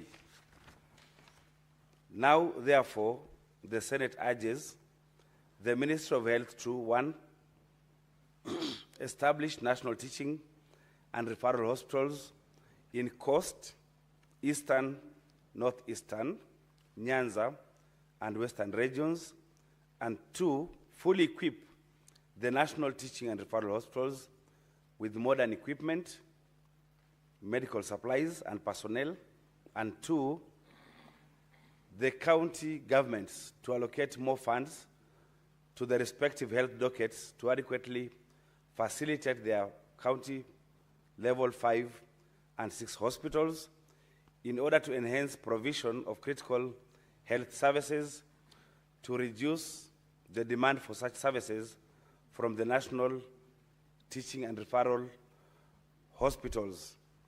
Mr. Speaker, this is almost a very straightforward motion, which recognizes the fact that there are areas with teaching and referral hospitals that are Nairobi, Kiambu, and Rift Valley, and that the rest of the regions, which are the former provinces in Kenya under the previous constitution, do not have these very important facilities which deal with specialized treatment of our people. The current referral hospitals, and I would look at the profile of each. The first one is Kenyatta National Hospital, which is in Nairobi, Upper Hill. It has 1,800 beds. It is actually the largest in East and Central Africa, and it serves as a teaching and referral hospital for University of Nairobi. The other one, which is Moi Teaching and Referral Hospital, MTRH, is located in Uasin Gishu in Rift Valley. It has a capacity of 1,020 beds, and it serves as teaching and referral hospital for Moi University. The third one is Madari, which is in Nairobi. It has a capacity of 800 beds, and it specializes in mental health services. The other one is the Kenyatta University Teaching and Referral Hospital, which is located in Kiambu, which has a capacity of 600 beds.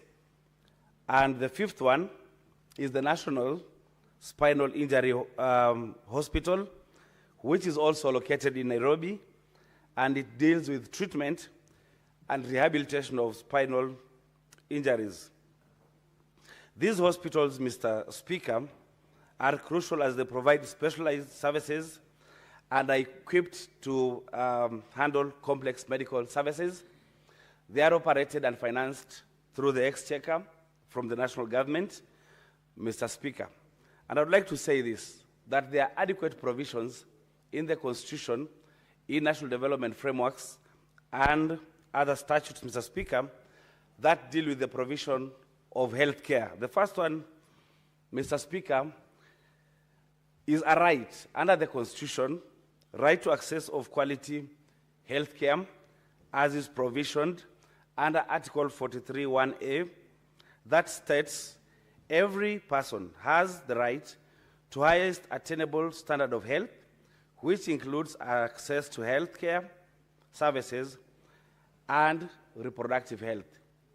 Mr. Speaker, this motion urges the state to do its obligations. And the first obligation, Mr. Speaker, under this provision of the Constitution is to make necessary policy framework and other measures to achieve progressive realization, to achieve attainment of this right.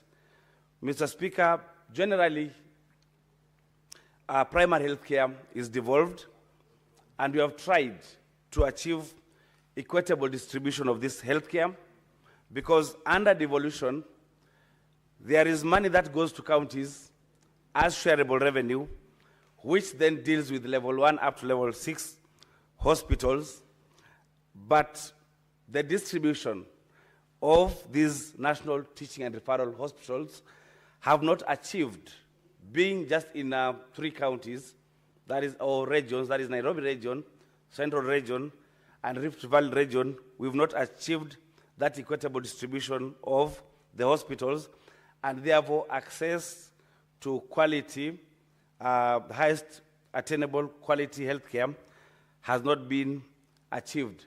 The other framework that has requested or has required our government to ensure that there is provision of this health care is the Sustainable Development Goal. Mr. Speaker, under SDG 3, or Sustainable Development Goal 3, which talks about good health and well-being. This goal ensures that we have healthy lives and that we promote well-being at all ages of our people.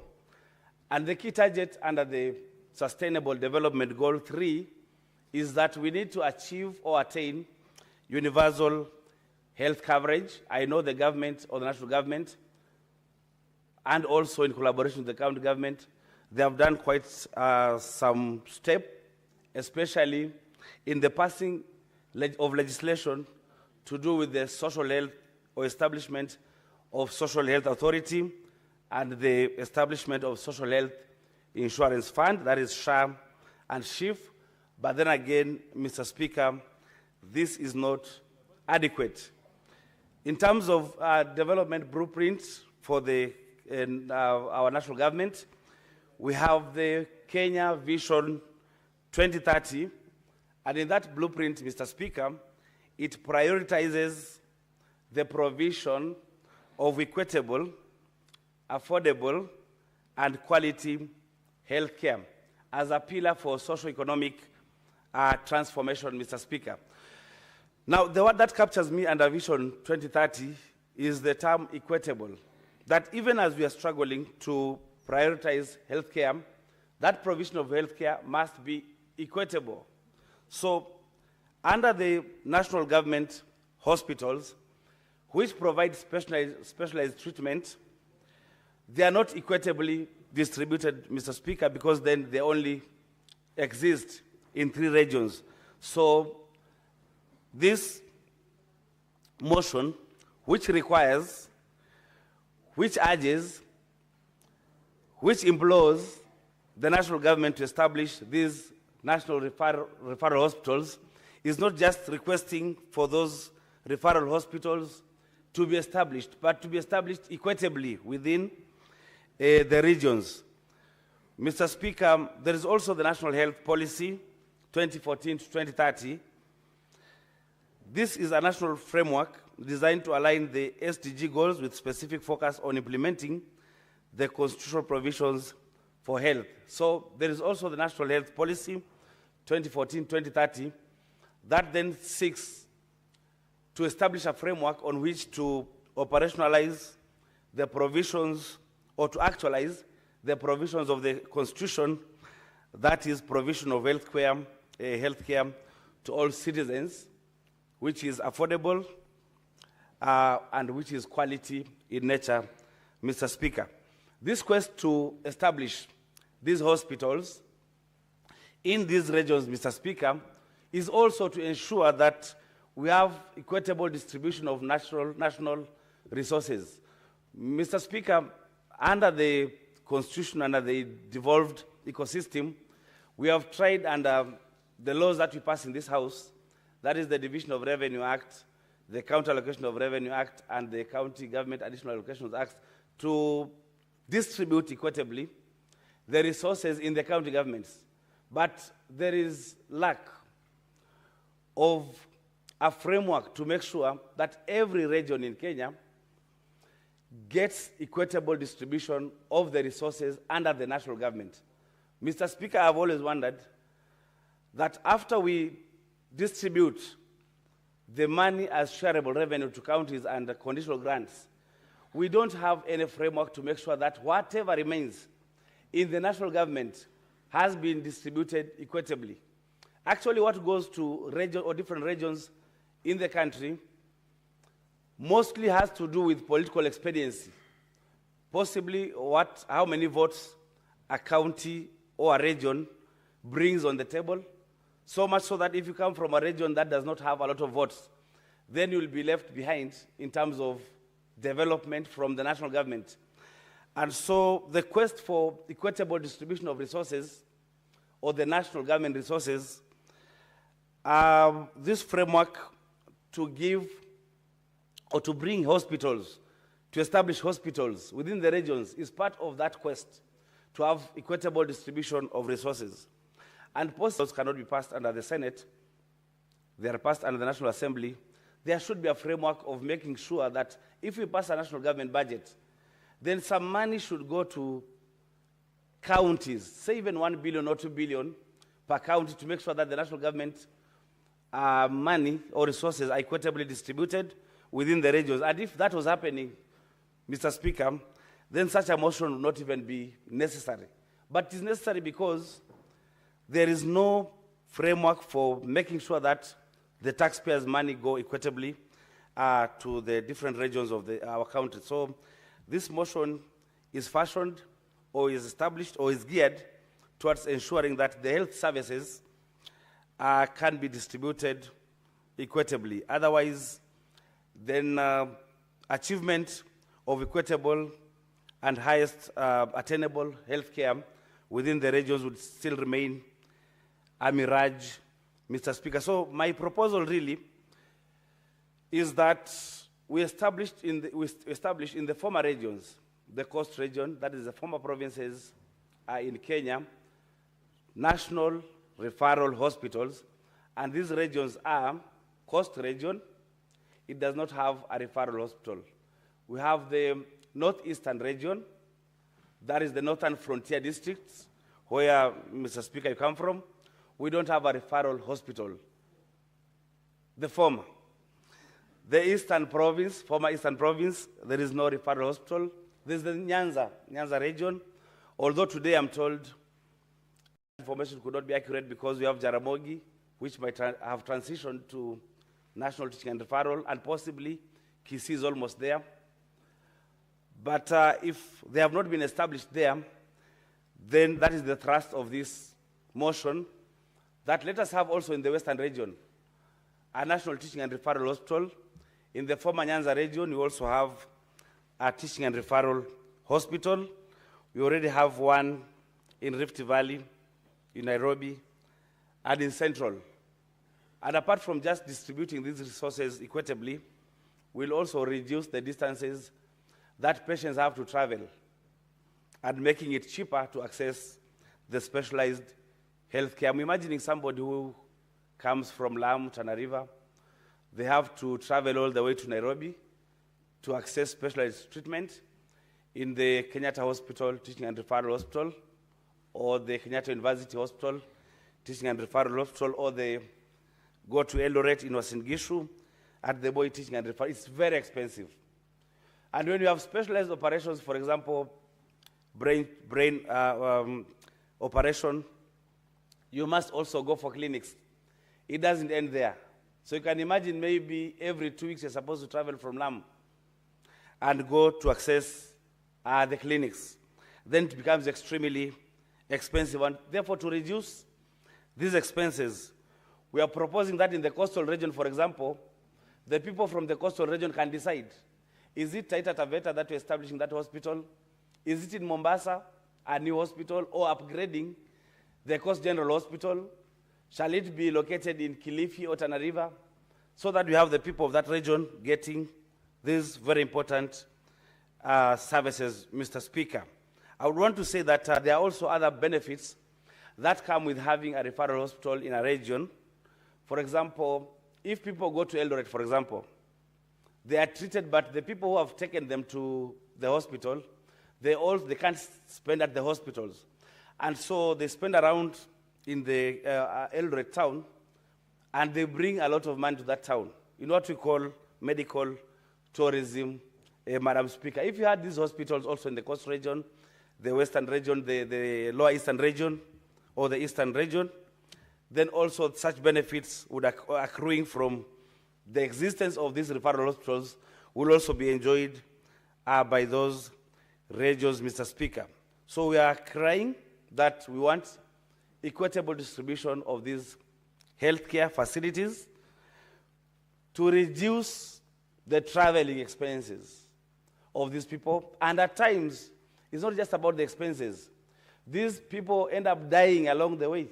If you come from Lamu and you have to travel all the way to Nairobi, those are about 1,000 kilometers.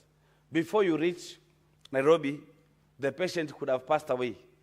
And Mr. Speaker, this is a motion that can be improved upon, because if you look at the lower northeast, the former northeastern region, shall we put it at the headquarters? Because at times, the former regional headquarters of that region could be very far off from the counties. So it's also possible not just to use the previous headquarters of the provinces. We can choose a place where it is central, so that you can locate that referral hospital, Mr. Speaker. So it is subject to a lot of debate, but the most important thing is let us have these hospitals established in these regions so that we can have this healthcare thriving, and we are able to assist our people to achieve at highest attainable medical care. And with this, Mr. Speaker, I beg to move and request Senator Beatrice Ogola to second this very important motion. I beg to move. Beatrice Ogola, you may second. Thank you, Honorable Speaker, for granting me the opportunity to second the motion of Senator Mwaruma, my senior colleague, both in the House and in the party. Honorable Speaker, I rise to second this motion. It is a motion that speaks to my heart and to the heart of most Kenyans. It is a motion that seeks to establish the establishment of national teaching and referral hospitals in Kenya. And this is crucial to me and should be crucial to everybody in the Republic, because this is a motion that addresses the issue of access to health in the specialized areas of medical attention that our people seek in the country. It is a motion that speaks to equity. It is a motion that speaks to affordability, Honorable Speaker. Honorable Speaker, I'm also a champion of an SDG champion, and particularly a believer that a healthy nation is a very productive nation, Honorable Speaker.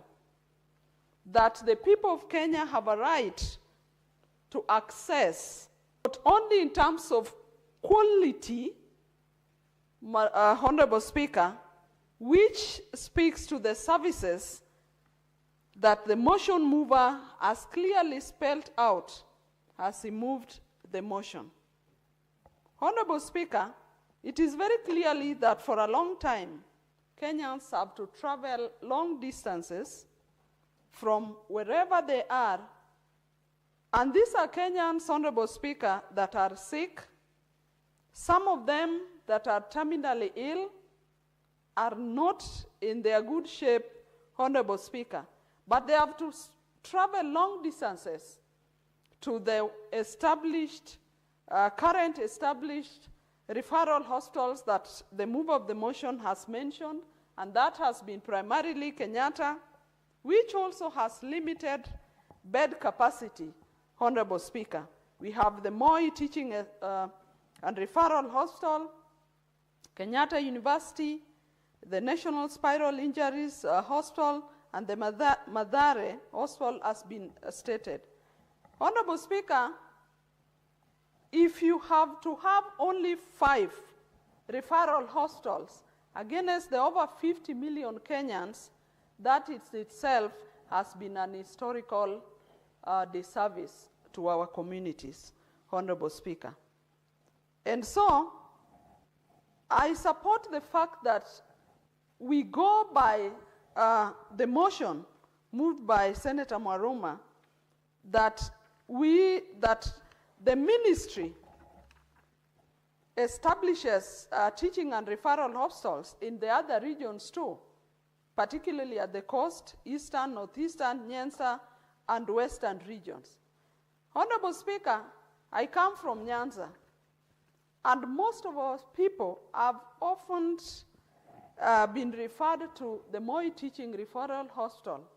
A number of them even lose their lives on the way as they are being taken to Moi Referral Hospital. Because of the distance, a number of them are always transported there in ambulances while on oxygen and other medical related facilities. And Honorable Speaker, it is not a very, very comfortable situation for even the people that accompany the patients, the guardians that go with them. And so this motion is rightly here. It addresses the fact that it will improve on access in terms of distance and access in terms of services to our people, Honorable Speaker. It spells out even the issue of bed capacity, Honorable Speaker. You note that Kenyatta has only 1,800 bed capacity. Any of us who have gone to Kenyatta, either for treatment or to see a patient, often see the population that is in that hospital. And sometimes you even feel for the personnel that attend to this great number. And so, Honorable Speaker, if more of these hospitals were to be established, it would end up in alleviating the pressure that the current national referral hospitals have. It also speaks to the fact that it refers to the medical equipment and also even to the human capital that must be provided there. And so, Honorable Speaker, when you look at what the motion urges, the second component of what the motion urges is that the Ministry of Health should fully equip. And fully equip, Honorable Speaker, refers to the services and to the equipments that are needed in these hospitals that are going to be created. I was going to request, Honorable Speaker. Honorable Senator, when the House resumes, and this the motion resumes, Senator Ogolla, you will have a remaining balance of 9 minutes to conclude seconding the motion. Honorable Senators, it is now 1 p.m., time to adjourn the Senate. The Senate therefore stands adjourned until later today, Wednesday, 12th November 2025 at 2:30 p.m.